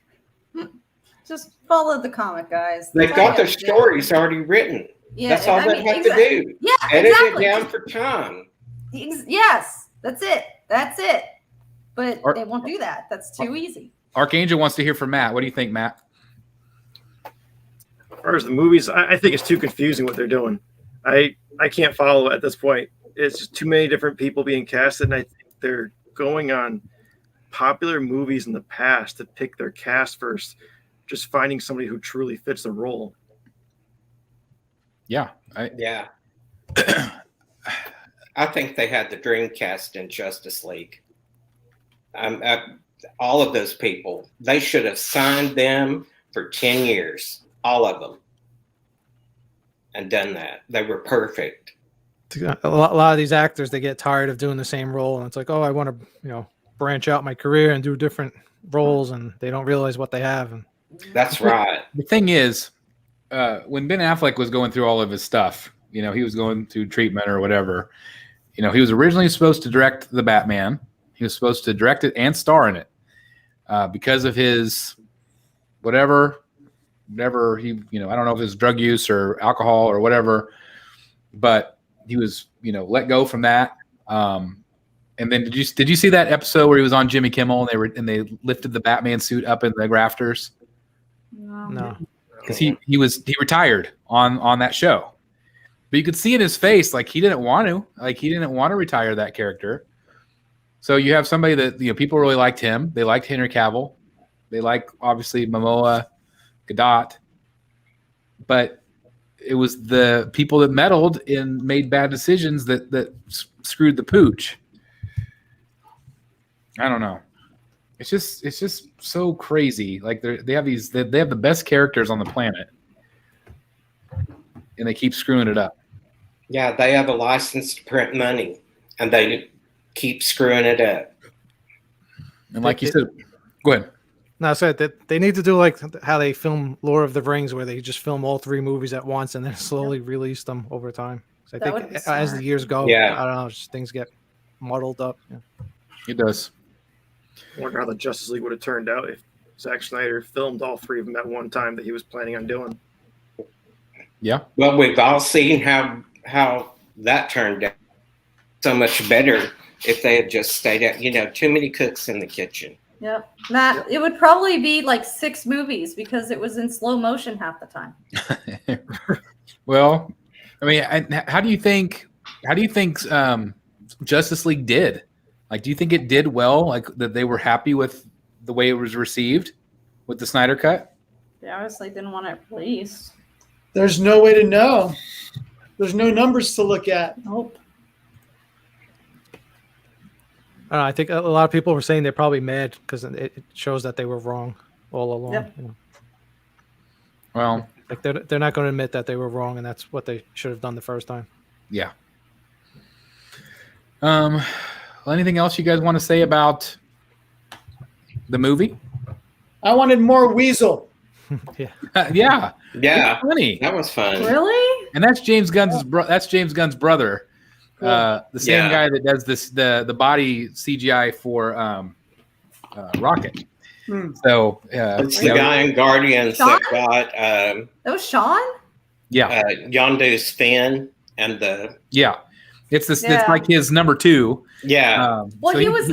Yeah, he played dual roles in Guardians, and he played dual roles in this film also. Yeah, I Is just that- didn't. Okay. Yeah. I wanted to see. I wasn't sure what the hell Weasel was, so it was kind of interesting. I wanted to see him tear into a crowd of those soldiers, and let's see what you can do. Yeah. I wanted to see him like Groot. You know, I wanted to see what he was, what he could do. Yeah, But I got nothing. My wife was incredibly sad about Nathan Fillion. She was like, and it's like he was like the last one to be alive, but it never really showed him die. So like I thought, well, maybe he lived and he would come at the end somehow. yeah. Yeah. Well, that's what I was thinking. I thought that was weird, right? That Yeah. they didn't really show him dying like everybody else they showed. He was the can't think of his name now. No arm guy, like No the or the Mhm. They showed him spitting up the blood. I thought. TDK. Yeah. yeah, but he didn't die. Like he was still like alive and blinking and so I don't- No, that wasn't the one. Or I'm thinking of the dude that gave Harley Quinn the thing. the javelin, the The comedian. javelin. That javelin. was funny. That was That funny. to me was funny. Now, Jerry SoCal says Weasel also didn't die. Well, Yeah, he yeah. was Oh in, no, that's right. He didn't the die. end scene. Yeah. See, I thought he was going to come back at the end and like save everybody because I had a feeling he was still alive. I was like, they only showed him drown, kind of. You know, he could still come back. I had no idea that. What's that guy's name? Michael Rooker, the guy that plays Yondu, whatever. Yeah. I had no idea Yeah. that was him in the beginning of the movie until somebody told me. So I Yeah. really liked his character in the beginning. I'm surprised they killed him so quick. Yeah. I was surprised he turned, and Yeah, it's funny. I like how they had the whole basically trailer was all non-relevant parts of the movie. Yeah. What Yeah. exactly? Down to Harley's outfit that she was wearing, as the biggest advertised outfit. Yep. Was kind of, for me, that was my biggest letdown in the movie. I'm thinking we're getting an Arkham-like outfit for Harley, and it was on for 10 minutes. Yep. The rumor going around, speaking of Arkham, is that that Gotham, that new Gotham TV show spinoff of the Batman, is codenamed Project Arkham. So that has me very intrigued as to what they'll do with that. Obviously, you know, most of us think of the video games and like how cool would it be if they converted that to something with movies or TV. Would you guys like to see something like that where it's all kind of filmed in Arkham and that's kind of like the jail cell setting? Sure. Yeah. Yeah. I wanted to see a movie like that, or at least parts of a movie like that. Yeah. The Batman movie. Again, you have this great source material where you can literally just do frame by frame the Hush or the Killing Joke or whatever. Yeah. And then you have all these Arkham games where you could literally do the same thing with the cutscenes, and people would love that. Yep. Love that. Super Geek Toy says Milton was the real MVP, and I'm going to agree with him on that. Milton was the man. That was pretty funny with him. Like, who's Milton? yeah. Yeah. I'm like, wait, who is that? Did Was you know that that the javelin guy? No. Okay. Milton was the driver. Oh, okay. The guy that Polka Dot Man got upset with that nobody remembered his name, and he had been with them. Yeah. And then Harley calls Bloodsport. Yeah. Then she's like, let's go, Milton. Milton. Oh, yeah. Delaney. That Yeah, that's was right. Hart. That was Hart. Him caring about Milton. Not really. I mean, if you think about the first Guardians movie, it starts with his mom's death, and then immediately cuts to him as an adult listening to the mixtape that she left him. It's all Yeah. hype. Yeah. And then the second Guardians, you got this whole thing of Yondu being his real father. I mean, the end of that movie just chokes you up like crazy. The difference, that's a Disney movie. Yeah. And there's Well, always a I guess death in I a like- Disney movie. Well, I guess I like Disney movies. Yeah. Yeah. And that was like I said it in our review that night. It's like the first thought is, whoa, this is not a Disney film. Like this is not, if you go in thinking you're going to see Guardians, you get little bits and nuances of Guardians in there, but it's like, nope, this is not a Disney film. Right. But yeah, Guardians has a lot more heart. There's no question. Yeah. So what I said earlier about the rat catcher. So she summons the rats at the end to take down Starro. As at the same time, I'm thinking this is so ridiculous. And then they cut to the scene with her father. I did kind of get a little choked up. I'm like, oh, she's doing it for her dad. Meanwhile, like 10 million rats are running around. It felt like she finally realized what she was supposed to do, and when I think it was she had to get to that point that she knew she had to save them or they were all going to die. Yeah. I think that scene particularly was more touching for males than females, maybe. Because, like, my best friend saw that part too, and he was like, it reminds me of me and my daughter. And I was like, so I have a daughter, so it's like a father-daughter. I was like, whatever. And he's like, you didn't think that was touching? I was like, no. But I think it was like touching for like more men who have a daughter, maybe, where I was just kind of like, okay, can we get on with this? Like, can we just like kill her or something? Let's go. Like, I really didn't like her. So I think it was like, it shows like the audience. I think they wanted heart on that. I just don't have one. That's the problem. Now, I want to ask you guys, what was your opinion? This bugged me, and I felt like it still.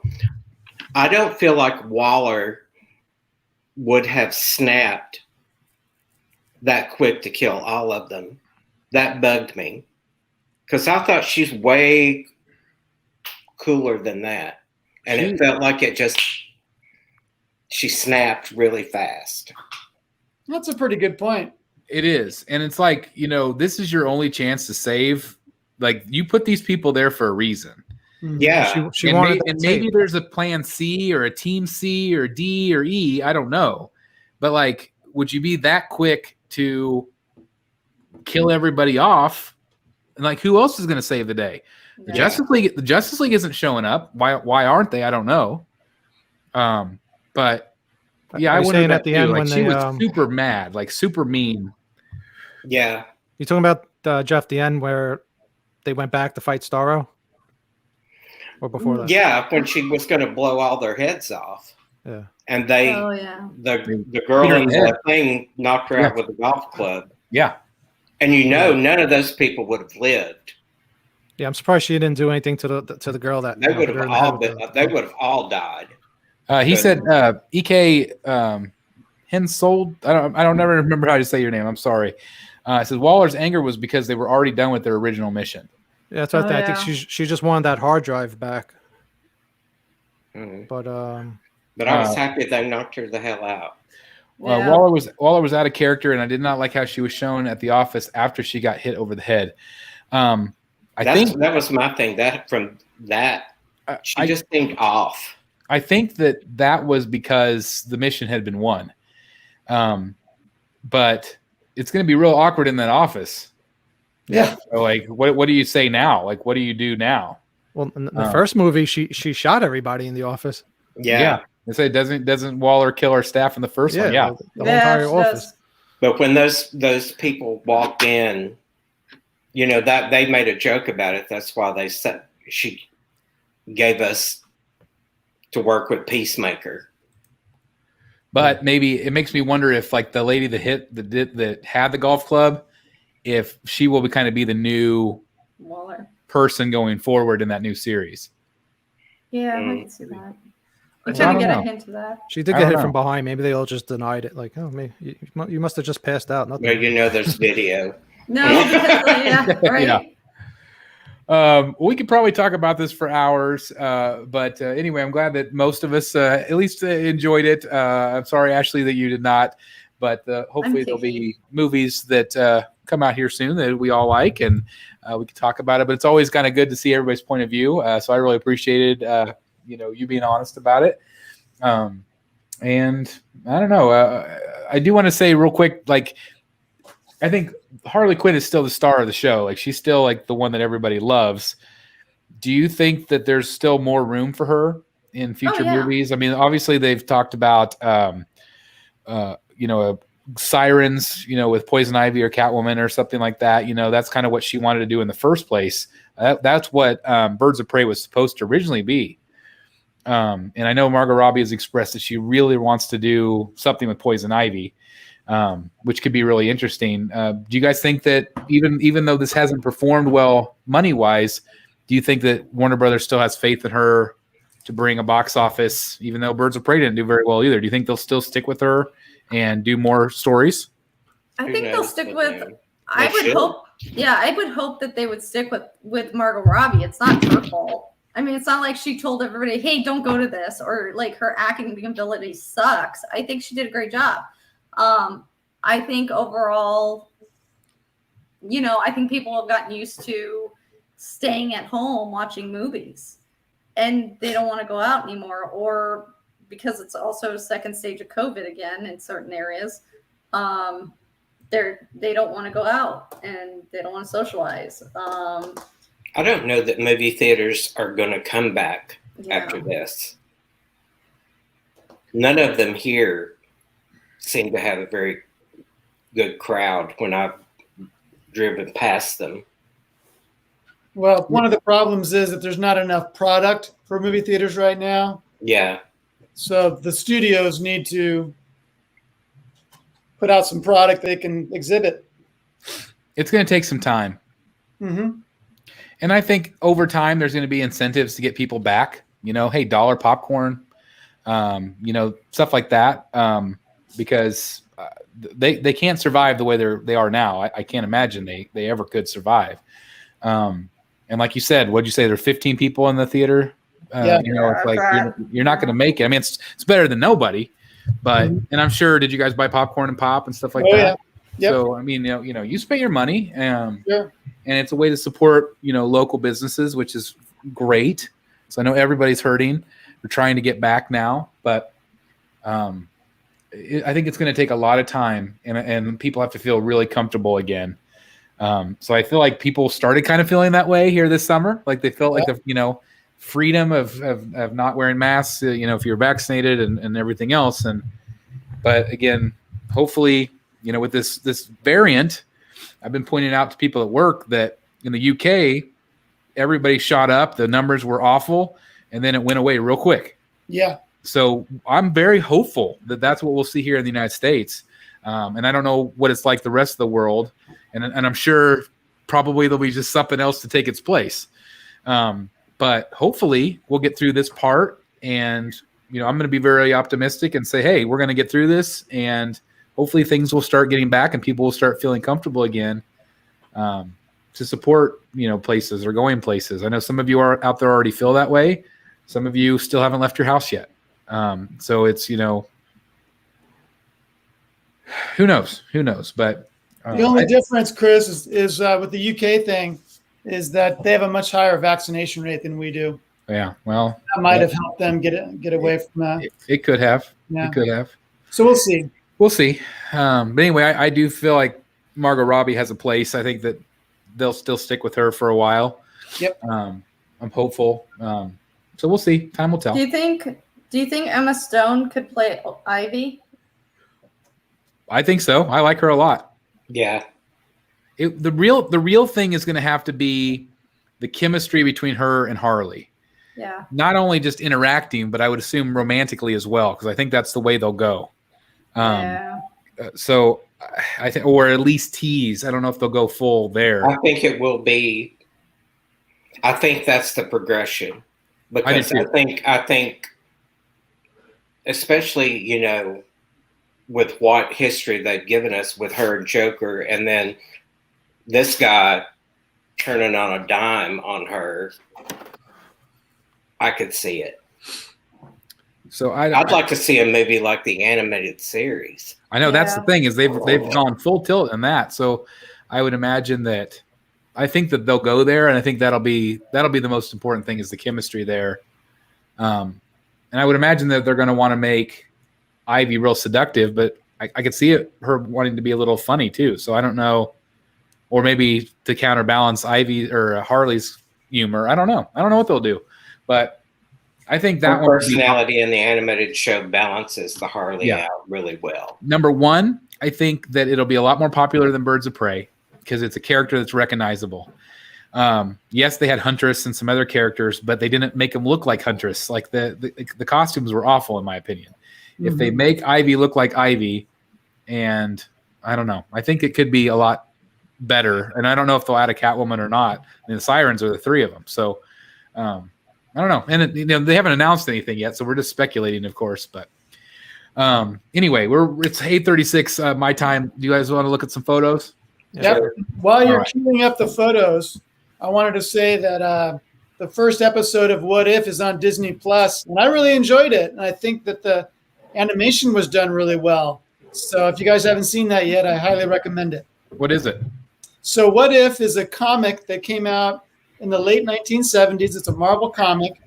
And basically it's, what if what if Peter Parker had become the Hulk? So it's all that's alternate universe stories. That's neat. And that series went on for a long time as a comic book. Now it's an animated TV show on Disney Plus, and the first episode debuted today. And it's basically, what if Peggy Carter had become the first super soldier instead of Captain America? So that's awesome. So it's Captain Carter, and she's beating up on Nazis. It's really cool. Well, I think that is we're going to see some photos of that here in just a bit too. So I know exactly what you're talking about now. So that's awesome. All right, let's cue this up for you guys. I turned off all the banners this time, so that's good. Jeez. All right, so we started talking about Harley. Let's talk about this. Can you guys see it okay on the screen? Yep. Mm-hmm. Yeah. All right. So this was kind of a surprise, but Infinity Studios, who has made the Suicide Squad, the original Suicide Squad Harley that I've purchased, they're going to be doing the new movie version as well. It looks to me like it's the scene with the apple, which was very, very brief in the scene in the movie. But what do you guys think about this potentially? Are you surprised that they're going to do one right after they haven't even released the other one yet? I'm not surprised. No, the other one I think sold out really fast for them. So It did. I think this will be a real popular look too. Yeah, I want to see it. So, Eric! I think it's going to be the one with the dress. Yeah, I think so too. With the cover, and then she's got the goggles. But I think this one will be very good. So I'll have a tough choice to make. Would anybody pick this one up? No, too pricey for me. Yeah, you're looking at probably at least $4,000. Yeah. Can I ask an off-the-wall question? Yep. Do you guys know who Grace Kelly is? Yes. Yep. Yeah. Okay, great. Okay, then you know where I'm gonna go. Okay. Did any of you get the feel that she had a very Grace Kelly look while wearing the dress? Didn't occur to me. Didn't occur to me either. But I'm not that. I mean, I don't know that much about Grace Kelly other than It reminded me of they tried to pull like a Prince and the Showgirl thing with her and the guy. Oh, that's interesting. Yeah. Yeah. Okay. Sorry, She did kind of have that look. Yeah. I felt like they definitely tried to make her clean her up after being through the jungle and everything, but yeah. Cool. This next one I wanted to show because after our last show, we talked a little bit about this. This, of course, was that life-size, full-body Joker from Queen Studios. This piece was not very well received, and Queen Studios has stated that they rushed this to the show. It's just a mannequin. It's not a final product. They will completely tweak it. The body will be bigger. So I just wanted to update everybody in case they missed those comments from Queen Studios. which makes me nervous because I don't want to spend 11 grand on anything. And I hope I don't. But anyway, I just thought that was interesting that, like I said, the sculpt's there. I think a lot of people thought the sculpt was there in the face. But the hair will be better. The body will be better. The tailoring will be better. The base will be better as well. That plastic look. So again, it was just rushed, they said, because they wanted to get something of impact for the show. But I don't know if I would have done it if it wasn't ready. Yeah. Sure. But I think that is promising news that they will improve it. So anyway, just want to share that in case people missed that. I love this picture. King Shark and DC fan base right now. Everybody's loving King Shark, except for Ashley. I'm sure he's going num right now. He is going num. So Ashley, just close your ears for this next part. But anyway, we've got a couple different King Shark statues and things coming out. So I wanted to share those with you. This one, I know Jeff Delaney was saying earlier that he would maybe be interested in picking this one up for his desk. I thought about doing the same thing. I think this was really fun. This is 1/10 scale from Iron Studios. But what do you guys think? I think it's awesome and really fun. Yeah. I'm considering this one. I wish they'd had him wave like he did when he was walking up the street, chewing on that guy's leg when he saw the other people. That would have been funny. I love the texture on him. Like it. I don't know how good it is on the screen, but I think the texture looks really good. I love how bloody his mouth is. Yeah. I wish the Hot Toys was that bloody. Mm-hmm. But anyway, great little piece. Let me show you the size. Oh, there's some of the detail there. So there's the size of him. He's small, but he's a little thicker, I guess you could say. But so there's the Iron Studios, and then here's the Hot Toys version. I actually was considering the Hot Toys version just because he's a little bit bigger in presence, but then you do have the seam lines, which bother me a little bit. But what if you were going to get one? Which one would you get? I think for the reason that you just pointed out, because of the seams, I think I like the other one. Plus, it has a little bit more humor to it, even though he's chewing on a guy's leg. Yeah, I agree. I mean, I think now that I've looked at them both again, I think I would probably go with the 1/10 as well. Are there any switch outs on the Hot Toys? Not very many. There's some. I have a picture of it here in a second. But again, you have the seam lines. So again, it is a figure, but it is what it is. There's just nothing covering those lines. Sometimes when you have clothing, it covers it. Yeah. But look at the texture here. Look at that. Look at the fin. I mean, that looks phenomenal. Yep. I love what they're able to do with this. And they're bringing new characters. Everybody keeps asking for new characters. So, Jeff Morris, you're kind of our Hot Toys guy. Have you heard? Are they going to do like all the characters from this? I don't know. I was surprised that this was the first figure from the movie they announced. But, it's... Well, they know the buzz of this character. Yeah. I think it's smart. Capitalize while it's hot. Yeah, you have it around the wrist too, the articulating wrist, the seam line. Yeah. Mm-hmm. So that's the only bad part about it. I wish I know that for posability they had to do it, but I don't know. I just almost wish it was just a solid upper body. But anyway, you got a couple props there. Here's what you get. You get the book and then some different hands. But that's basically it on that. No bloody stump, huh? No bloody stump. That was my thought too. I'm like, I wonder why they didn't include something like that unless they couldn't get the approval. Yeah. But Iron Studios did. Right. And maybe a different pair of shorts. Yes, just something. When they showed this, and he's not as bloody either. The Hot Toys. I guess it was at Wonder. What was the last one? That China Joy. China Joy. It did had the orange pants from the prison. Oh, it did? Yeah. They were laying, all the accessories were laying out.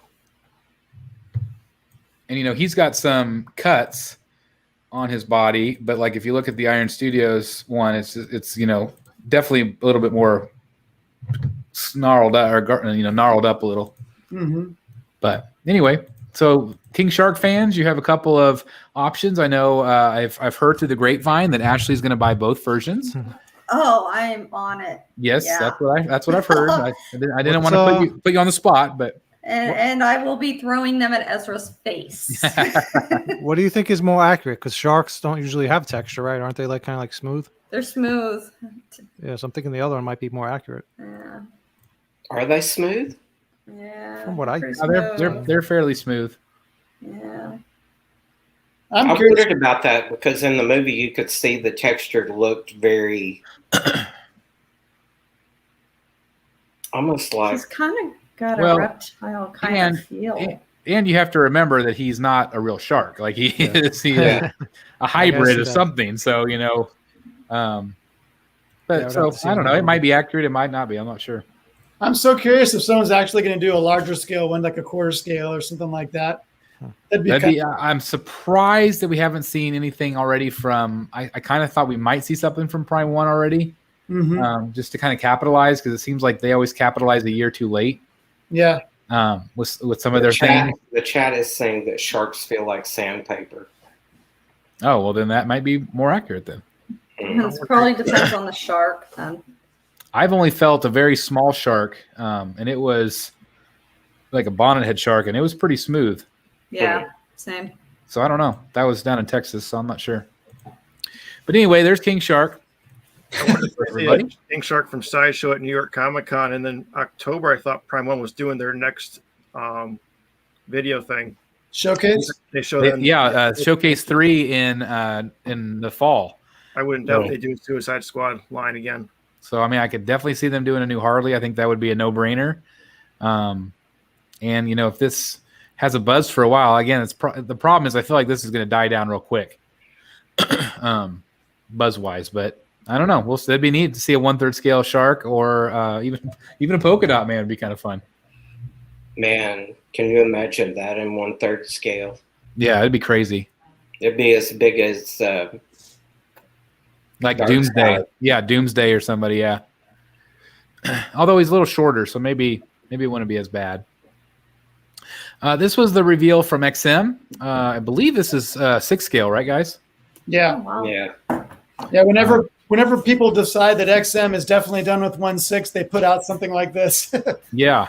What do you guys think of this one? Looks good. Yeah, I like it. I think it's really nice. Yeah. I do too. It's got a nice pose. I like that he's kind of leaning backwards instead of it being leaning forwards. It's kind of a nice change. Mm-hmm. With him kind of kneeled up against that base. I think the paint looks good. Paint looks clean. Mm-hmm. The pose is pretty similar to the Sideshow PF. Yeah. Which one, if you were going to get one, which one would you get? Well, I'm a quarter scale. Oh, you guy. already have that. You already have it. Yeah. I think I like the Sideshow piece better. Yeah. That Sideshow piece is great. Yeah, it's one of the best premium formats I think they've ever done.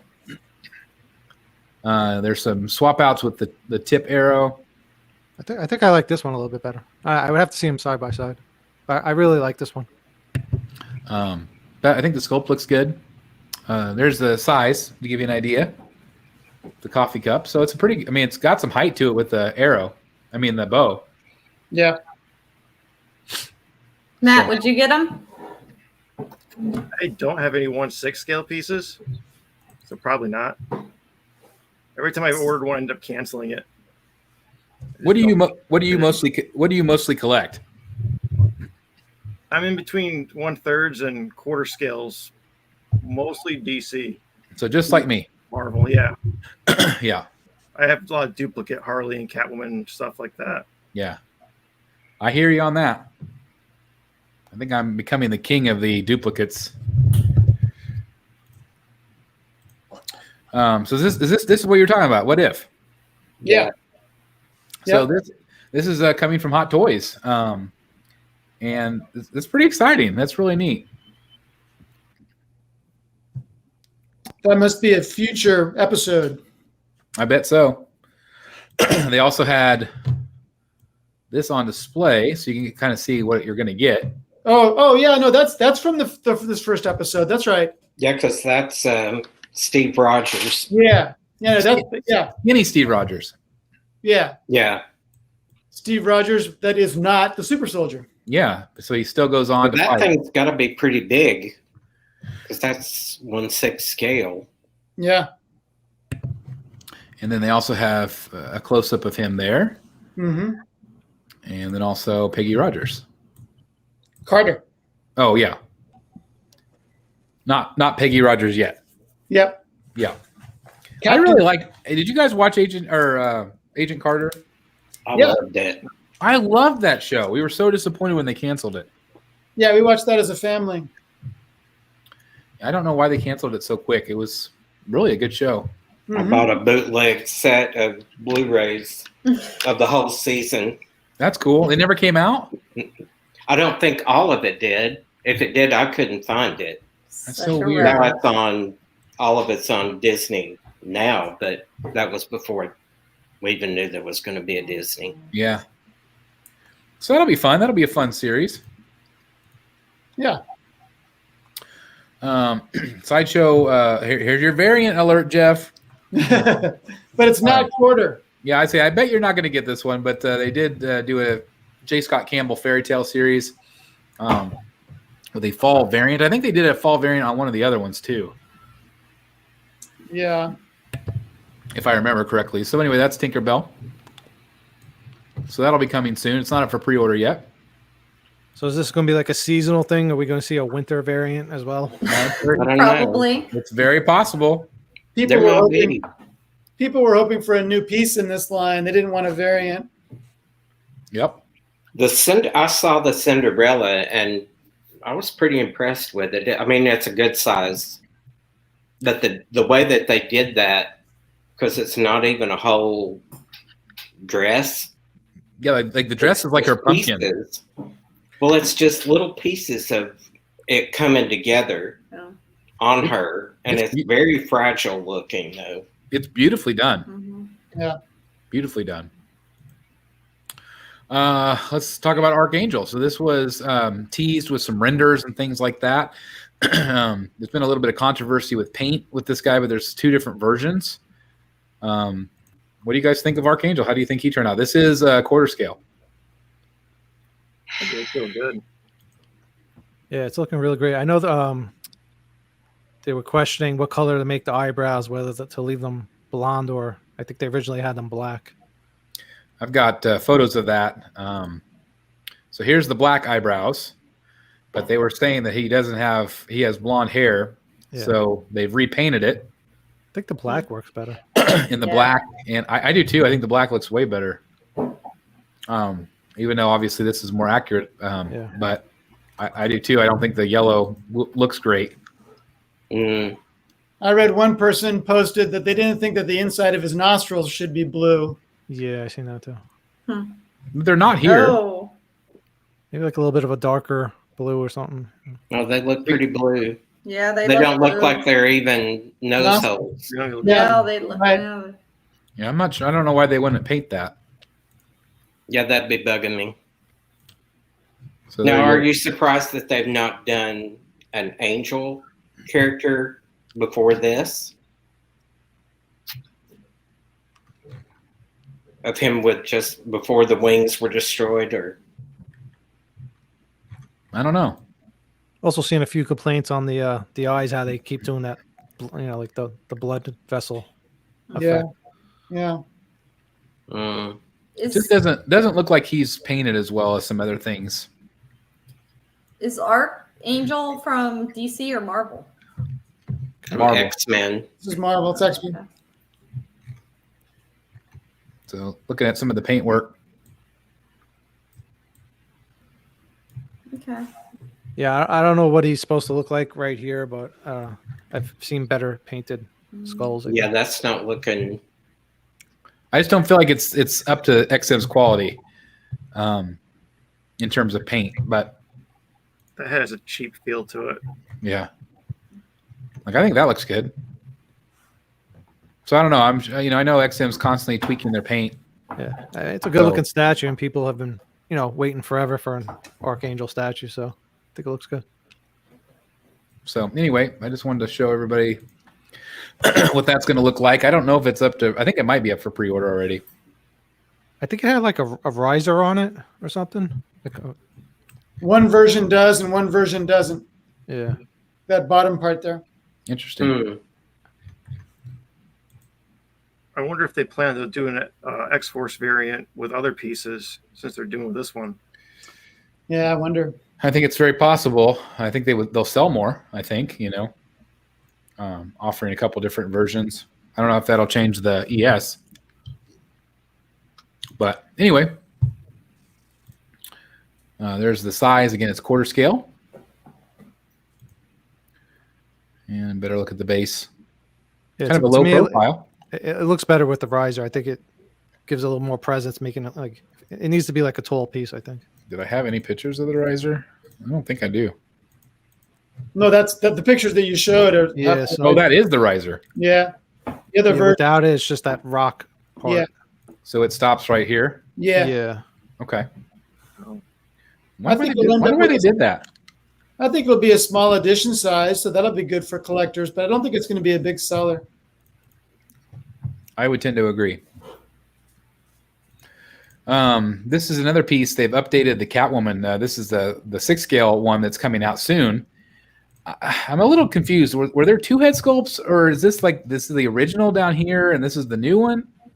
They had one originally they showed with the hair unmasked, and then I haven't seen that sculpt shown for like the last 6 months now. Most Most has to people be the bottom one then. Yeah. most people say that this one, and I tend to agree that this looks very manly. I see it as Anne Hathaway. Yeah, I think it looks good. I don't know. Really? Yeah, The bottom one? I mean, The she's missing hair, so it's kind of hard to tell. Yeah, I I see. I see the face. The face itself is Anne Hathaway. Yeah. I see a lot of it, but I mean, I see her as the witches. If you see the witches, you guys watched it. Yeah. The Roald That's Dahl. how I see it. Yeah, I see Anne Hathaway in this. I see Anne Hathaway's eyes. Yeah, I could the see eyes that. I and, guess. and the sideways smile, especially on the second one. This I think it's the eyes and the smile that do it. I see the top ones. It's completely different from each other, though. Yeah, they're very different. I love the top one. The top one it's Catwoman. Yeah, I love that one. I think it's just perfection. So I know that they've been tweaking it, so it'll be interesting to see the final version. But I really like that top head. This was quarter or 6th? 6. Okay. Yeah, so if it's anything like how they painted her on Batman Sanity, which it came out beautiful, so Yeah. I would imagine they know what they're doing with her. This one was teased today from XM. A new Batman. I'm not even sure which Batman this is. But we got this image right there.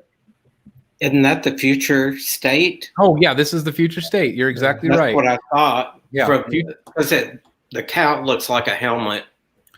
And this is the base. Wow. It's kind of neat with all these little computer things. Like it looks cool. That's the bat signal on its side. It's like a bunch of Legos. Yeah, it kind of does, but it's cool texture. So anyway, Somebody that's saying something- Batman Murder Machine. Yeah. Is it? That's. I'm trying to remember what it looks like. I haven't read it. I think I gotta Google. Hold, please. Mm-hmm. So in future state, it's Lucius Fox's son, or is it? Somebody Yeah. else? Okay. No, it's. The Yeah, costume in that future state is a really cool looking costume. It is neat. I think. It is cool. It'll be So- something different. It's got a little bit of that the Wonder Woman thing going on with his arm, kind of. Yeah, Covering his blocking face. his face a little. That's down more though. Yeah, it's hard. I'd like to see it from another angle if we had the photos. And I don't know if this is quarter or 6. I'm assuming quarter. So anyway, I threw this one in here because we had talked about the Batman Forever, but we hadn't really seen this wall. They kind of teased it. The concept on the video they did was originally part of the base where it was on the backside. But then they went ahead and did a separate wall. What did you guys think about having a separate wall as an exclusive? I think it's kind of neat. I don't know how you would display it with the piece because the base is so big to begin with as far as height. I've got Like a picture. a backdrop type thing. That's what it looks like.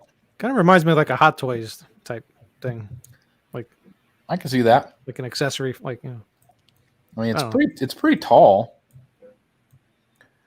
But I thought it was kind of interesting. This is still one I'm considering picking up. it's definitely cool.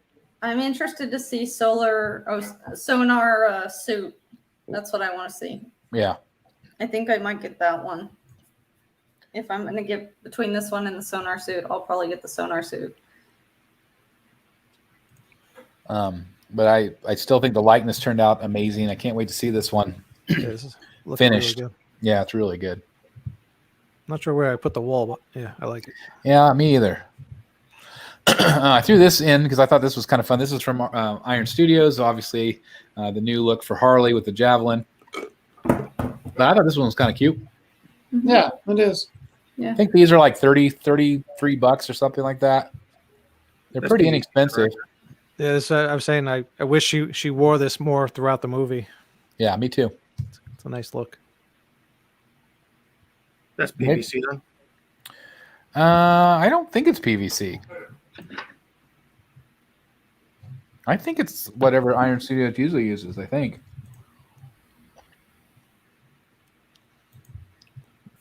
We also saw this from Iron Studios. I thought this one looked pretty cool. Head looks small. Real small. Yeah. Now is the frog there at the bottom? Yep. Yeah. Okay. So that's kind of fun. Is that normal, Jeff? The I- frog?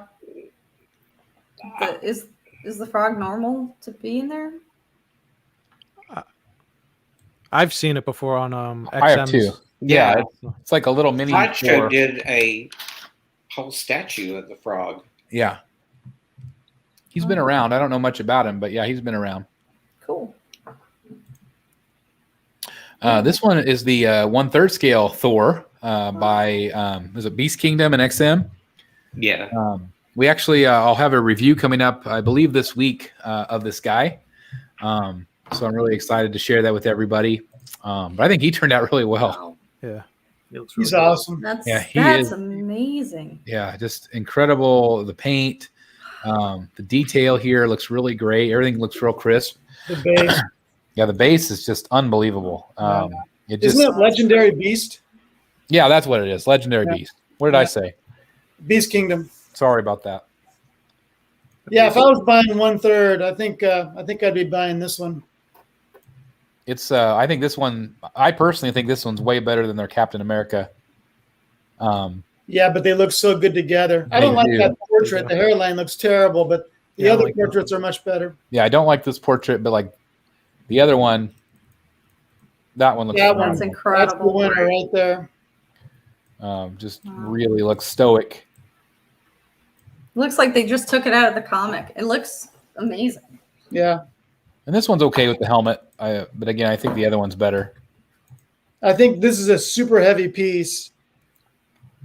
I don't like capes when they look like this. I don't like that they look too No. blue. I mean, I don't know what the word is, but it just looks plasticky to me. Stiff.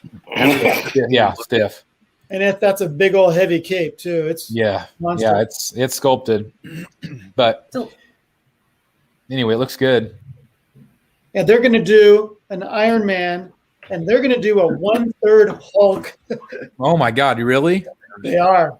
That's going to be a monster. And they have that amazing looking Magneto too, Yeah. which is just incredible. So it's been a fun line. Yep. How big would a 1/3 Hulk be? Is that like near a half scale? It'd be massive. It would be massive. Yeah. It'd be huge. Yeah. It'd be like a Prime One, Mr. Freeze or Doomsday. But I bet it would be really popular. I think so too, and very expensive. Yep. I threw this in here. We had some in-hand photos of the 1/3 scale Joker. This is from Iron Studios. I think he turned out pretty good. Mm-hmm. I feel like, when you compare, like, I feel like that looks really good. I feel like some of these shots, I just feel like he looks a little bit plasticky.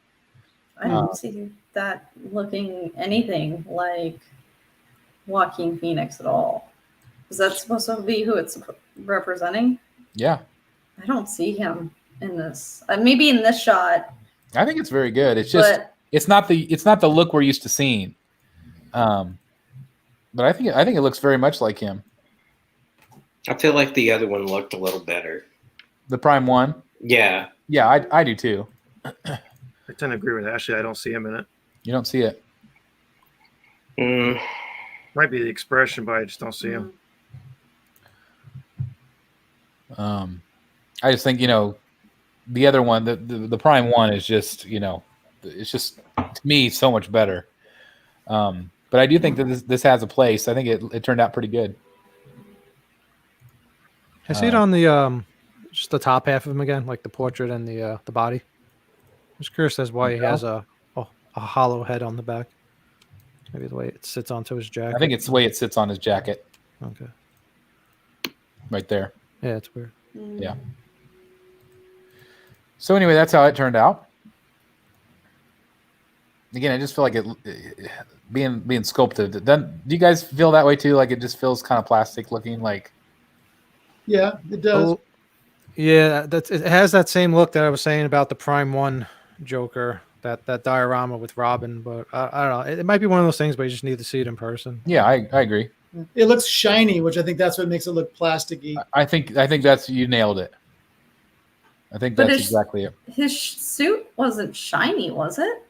No, it's not. I didn't think so. So it looks like he's wearing leather pants. Yeah, it does. Yeah. I think they got the colors good with the red, because I've seen a lot of these Joaquin Phoenix statues where they make the red very bright red, which might be accurate to the actual costume, but in the movie how they they darken everything, it ends up more like a maroon color in the movie. I thought it was a suede jacket he was wearing, but maybe that was. I'd have to go back. This is amazing. This is amazing. This is the J&D Wonder Woman. I have been somewhat critical about the pricing for what you're getting, and I wasn't really all that thrilled with Arthur Fleck, the way he turned out. But I think this turned out really, really nice. Really great details, and I think the likeness is very, very good. I know I just heard Eric say what he thought. What about the rest of you guys? That was mind blowing to me. Yeah, really good. What's this one? This is the Wonder Woman 84 third scale from J&D. So what would this be, like their second piece now that we've seen? Second. In hand? Like that they produced? Yes, third is the Joker. Fourth is Harley Quinn. I know who the fifth is going to be. I can't say yet. Okay. I think I even know who the sixth is going to be. But I have not. The likenesses on some of the other ones I have not thought have been amazing. But this one I feel like really turned out well. It's supposed to be what's her name, right? Gal Gadot. Gal. I don't see her in this. Really? I don't see her. I agree with these pictures. I've seen other pictures that look better where it looks more. Yeah, these are not the best of the best photos. And if you want to check her out even better, we did a guest review on the channel. You guys can check that out and really get a good look at her face. But one thing I was impressed with is, we've talked about some of the Prime 1 movie statues being a little bit oversized. I do like this is a Queen Studios Batman. And I feel like they pair up pretty nicely, size-wise. So I think if you are collecting J&D and collecting Queen movie pieces, I think you're going to be okay. Don't you guys think that looks pretty good? Yeah. Yeah. Seeing this, like this Batman is dwarfed compared to the Prime 1 one that Jeff has. And so I do like the fact that they're at least kind of sizing together real nicely.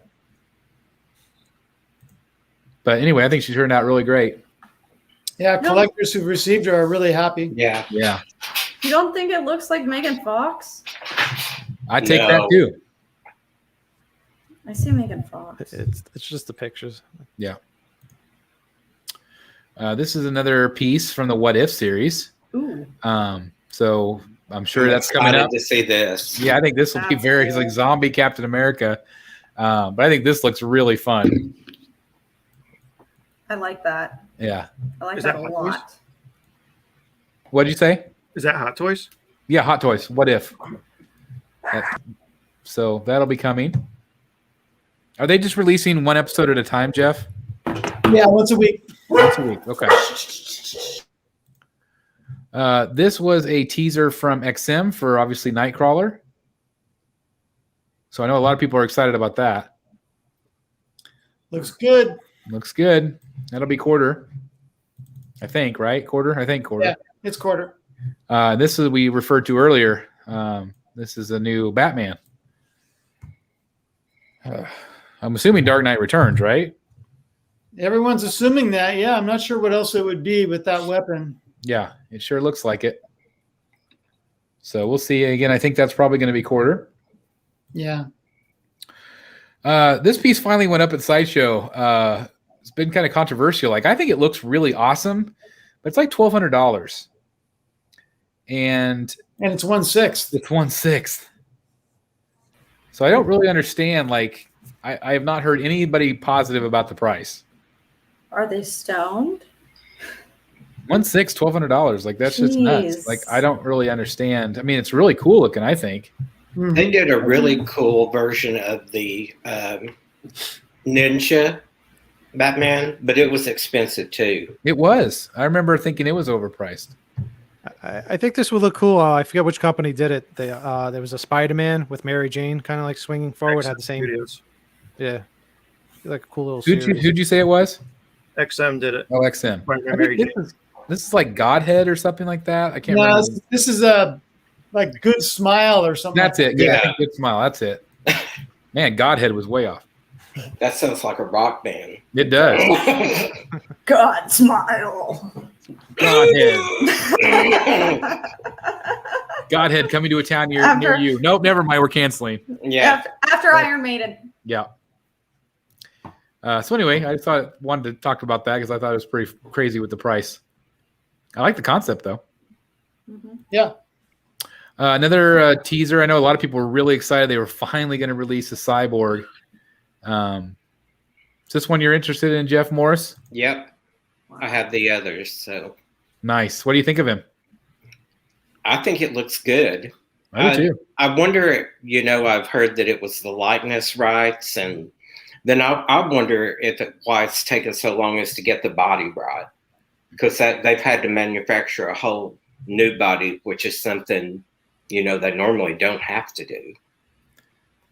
Well, I wonder if they did it and they just want to approve it. Could be. Wasn't accurate enough, but I think that looks awesome. Yeah. The likeness is great. Yeah, the likeness here is really good to Ray Fisher. That's amazing. And in the China Joy show, there were some photos that made a lot of people think that there may be a electric option to light it up, because there was a cord could be seen plugging into somewhere on the figure. Oh, interesting. That'd be pretty neat. Mm-hmm. Another one people were kind of excited about was the new Luke Skywalker. I thought it looked pretty good. I don't think it's perfect. This I didn't understand. It says rolling eyeballs, but the eyeballs are in exactly the same position in both photos. So, like, what is it? Does that mean like you can, like the purge unit, where you can move it back and forth? I think that's why the hair looks like that too, because that'll probably all come off. Okay. I think it looks pretty good. Yeah. I think it looks as good as he did in that episode. As close to that. That's exactly right. Because that was, not. His face was off in the show. I think we talked about it last show, maybe, but did I tell you guys that they hired the guy that did the deep fake from YouTube?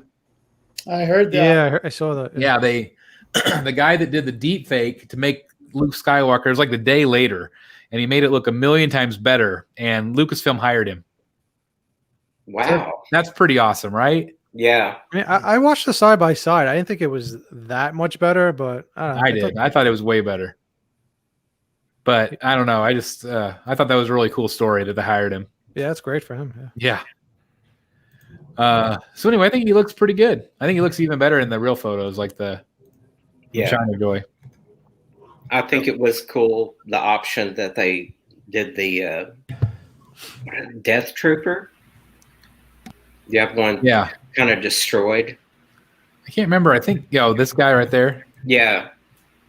Yeah, that's cool. It's just like half his body. I mean, that was right there with that Rogue One thing when Darth Vader came in at the end of that, when he was just clearing these things like bowling pins. Yeah, that's right. So anyway, I think he looks cool. We also had one from Iron Studios. So this will be a 10 scale, kind of very similar. The likeness is pretty good, actually. Not bad. So that's 1/10. They also announced the WandaVision one as well. That one's cool. It's pretty different for them. I really like what they did with the art direction. And I think the likeness looks really good on her too. Yeah, for sure. For 1/10. Yeah. So I think that one will be popular. This was teased by, I believe, XM, and I have no idea what this is supposed to be. What statue it's for. I think it might go to their Ghost Rider. Oh, I bet you're right. That the Western theme one, right? Yeah, that makes sense. I bet you're right. They're only working on 2 bikes. One is the Batman, and that's not the Batman bike. So that makes sense. That makes sense. Ghost Rider supposed to be on horse this time? That's what I thought. That's right too. Yeah. Oh, well, maybe not then. Yeah. Maybe not. I think you're right, Matt. Shown a piece with the horse, or like a silhouette thing. Maybe you're right. So I don't know what this is for then.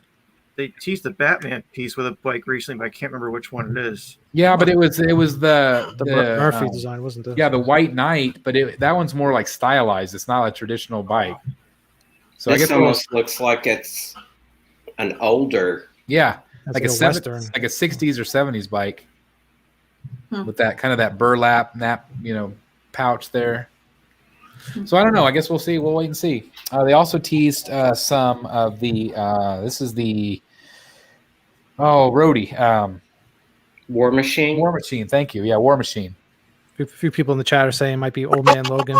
So sorry. I am so sorry. My dog is nuts today. I apologize. No worry. So yeah, they'll have a War Machine coming out. I'm assuming this is the comic book War Machine.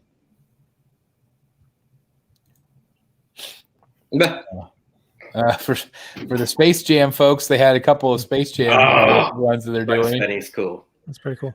I thought those were kind of neat. That's a 1/10 from Iron Studios. A couple more 1/10. WandaVision.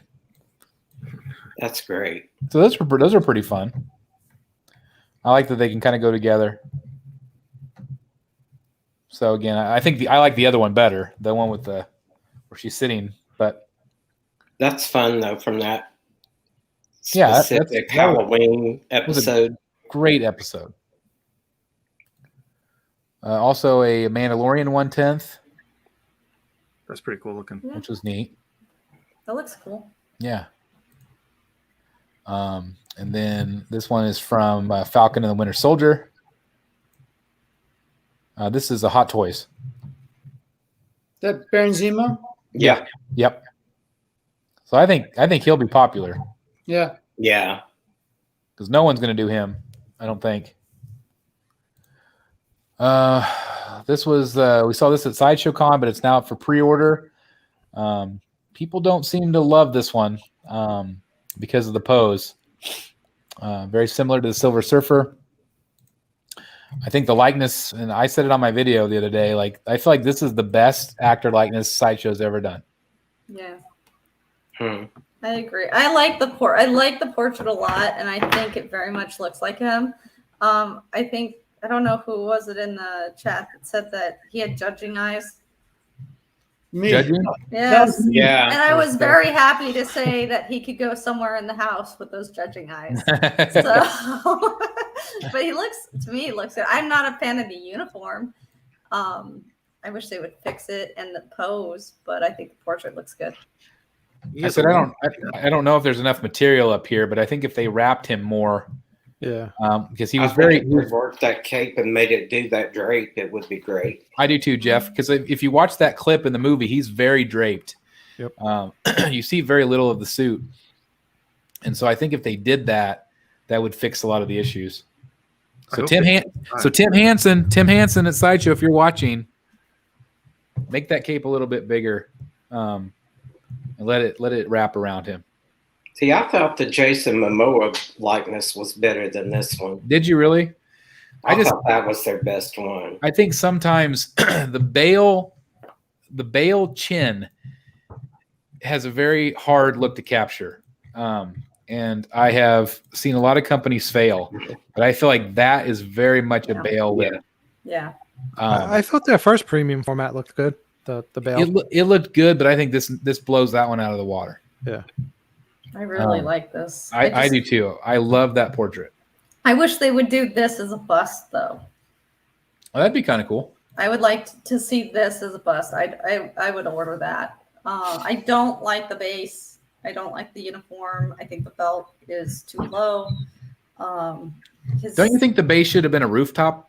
Yeah, or something with like maybe half the tumbler, at least. Or I would have liked to see. I know it's probably from Batman Begins, but what I would have liked to see is that scene where he crashes down on that van. Now that was the Dark Knight. Yeah. Yeah. Which he did have that suit at the beginning. I thought it would be cool if they'd done a corner of the building. Yeah, that's what they should have done. Corner of the building. I mean, they could have even made it like a wedge shape in the front. Yeah. Mm-hmm. That just makes so much more sense to me that it would, because that's the whole point. He's standing on top of a building. So I mean, this just looks like he's in the basement in the the boiler room or something. Mm-hmm. I don't know. But anyway, that gives you an idea about how tall he is. Okay. So I still think he looks good. It'd be one I'd consider. But I want to see him in hand. This is another Hot Toys. This is from the Arkham series. I think he turned out really cool. Yeah. That's cool. He's expensive too. Were we saying his suit is that like actual die-cast metal or something like that? Wow. No. Not this one. Oh, not this I one? think it will be plastic, but it's going to be bigger. Yeah. There's going to be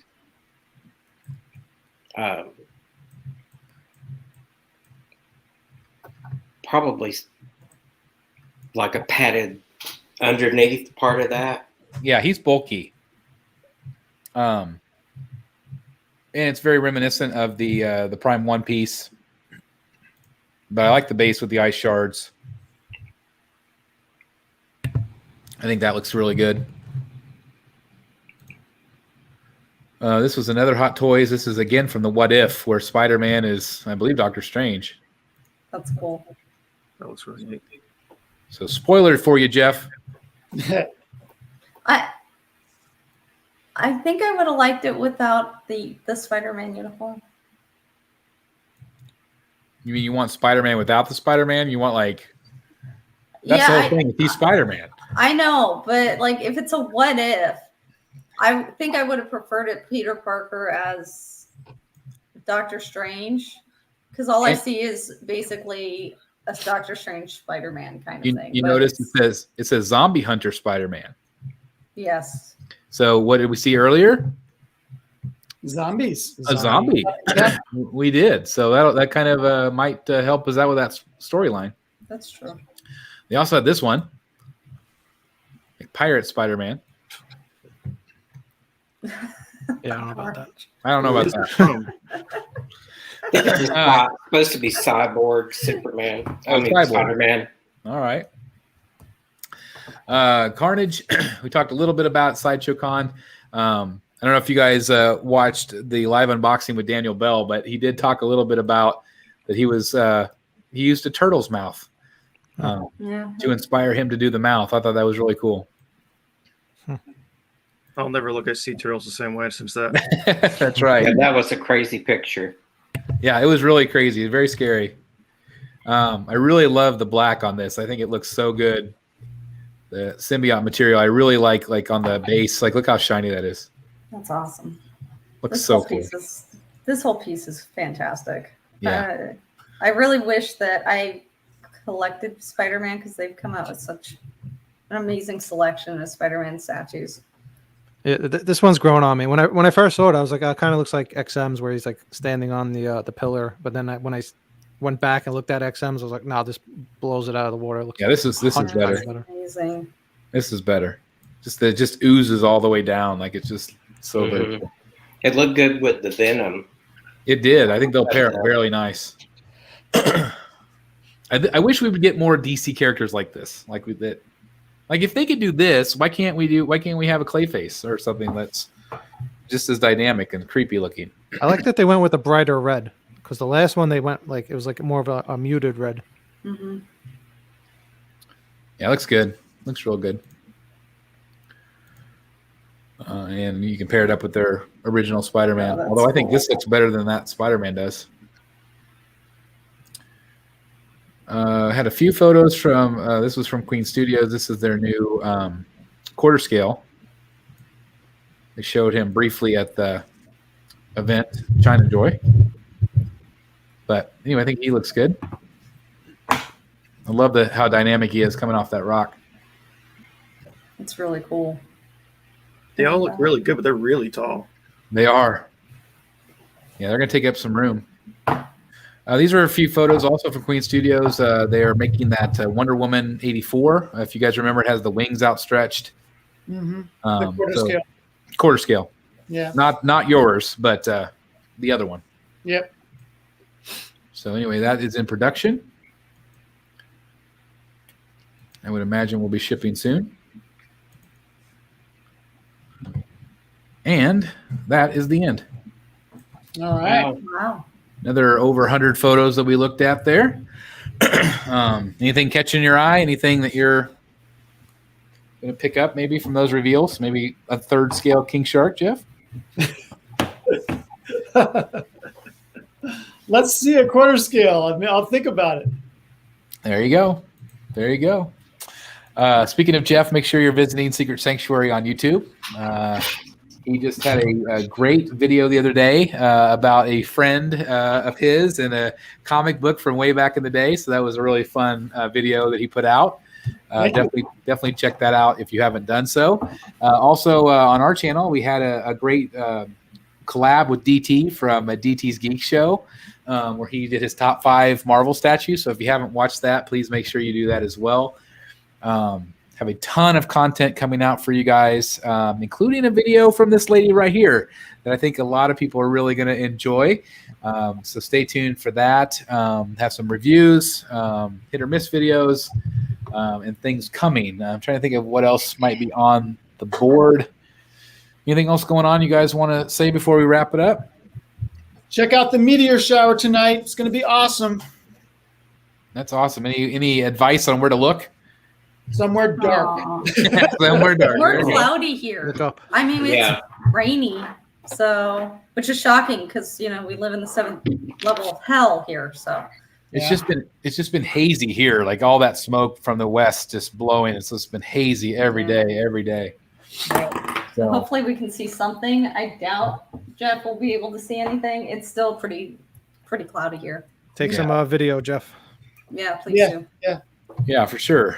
If you haven't done so, please smash that like button. That really helps us out tremendously here on the channel. Anything else you want to say, Jeff? I was going to say, someone mentioned in the chat that NASA is going to live stream the meteor shower, so you can watch it online. There we go. Cool. That's awesome. We'll be back in a couple weeks for Rogues Gallery Live. I'm not sure. We might do an auction. We might do a quiz night again. We'll see. It's been a minute since we've done those, so we'll see if we do one of those shows. Again, stay tuned to the channel. And again, Matt, thank you so much for coming on tonight. This was awesome. Oh, thank you very much for having me. I really appreciate it. It was a lot of fun. Hopefully we'll have you on again sometime, and that would be a lot of fun. And again, thank you for all your support that you do in the groups and here on YouTube as well. It's just awesome. Your passion for this collecting, and I know it sounds like we have a lot scale-wise that we collect. So we'll definitely need maybe a room tour or something here soon. Absolutely. That's awesome. And maybe even one from Jeff Delaney from, let's see, what did I ask you, 3 years ago or so? I did a room tour earlier this year. Yeah, but there's been some changes in the sanctuary. That's true. There's always Apparently, There's there's a another- Batgirl in there now. Apparently, so And yeah, isn't she like behind you or something? Seen Deja moved. We need a video to see where she went. Exactly. all right, let's do this. Okay, in the comments, in the live chat, if you want to see Jeff Delaney do a room tour here on the Batman Statue Collector channel, give a thumbs up logo. Okay, thumbs up logo in the comments. Let's see how many comments we can get. There's none at all. Nobody wants it. Let's see. We're Oh, gonna. really? We're gonna, I think I just saw a comment from somebody. Just Oh, it's you. That's the third room tour. Okay, see Matt right out of the gate. Thumbs up. See, there we go. How about someone who's not on the panel? Yeah, that's right. Oh, here we go. Boom. There We you got go. boom. We got boom. I bet we're gonna get some more. Sometimes there's a little bit of an. Oh, see there. Boom. We got boom. Arch says no. Arc. Oh, Arc. He laughs. Let me gates it.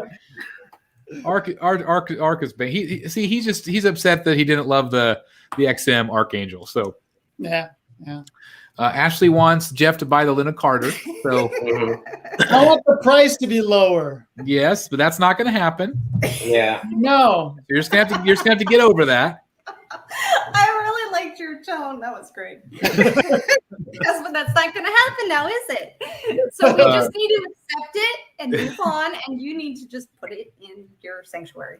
We'll Man, see. there are a lot of thumbs up, Jeff. Look at all those thumbs up. There's a lot of thumbs up. Superman's with the extra thumbs up. So I think we need to have you finally do it. You know, guys, you could go to my channel and watch it right now. We want another one. Yes, but that's not the same. So And you should, but then they're going to want an update. They're going to be like, people have been asking about Dan's. Like Dan was a featured collector, That's true. and his collection's changed a lot since then. That's true. So There have been changes. if he ever comes back from vacation, he is going. He said he's going to do one. So we'll see. Arch wants me to do a shirtless room tour. I am all for that. There you go. So hey. It could be very interesting evening on Rogues Gallery Live someday. And Jeff, if you do it, I will show my work, and they will definitely appreciate it. Because we don't have any men there. So Well, there you go. So that could be very interesting. That's going to get you a whole new fan base. And Chris, if anything, it might just, get you a couple of extra bucks in there too. Just saying. Maybe. There you go. We'll see. Start an OnlyFans page then. OnlyFans Secret Sanctuary. There you go. I love it. That would be hilarious. Well, I don't even know what to say with that. I don't know how to top that. I mean, that's just that. There it is. So You really can't. There's Just do nothing the room left tour, after Jeff. that. Just do the freaking room tour. that's right. Just do the freaking room tour, and we'll call it good. That way, I'll quit harassing Jeff. Poor Jeff.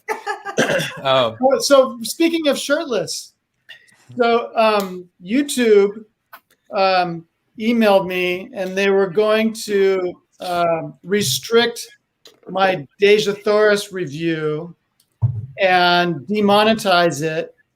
And of course, you get the ability to protest, which I did, and I brought out the old, if I had reviewed Michelangelo's David, would you have restricted that as well? It's a piece of art. It's a sculpted piece. And they responded and said, you know what? You're right. We're not going to restrict it after all. That is awesome. How I'm about so that? glad they actually got back to you. Good. I know. I was surprised. Wow, that's awesome. Well, again, thank you, everybody. I know we've gone a little long tonight. I really appreciate everybody. Again, great conversation tonight about New York and about, of course, Suicide Squad. Again, I'm just going to repeat everybody. Stay safe. Be smart out there. Sorry, as always, my voice is starting to go. But thank you guys so very much. Really appreciate it. And we will see you soon right here on Rogues Gallery Live. Good night, everybody. See you later. Good night. Bye-bye.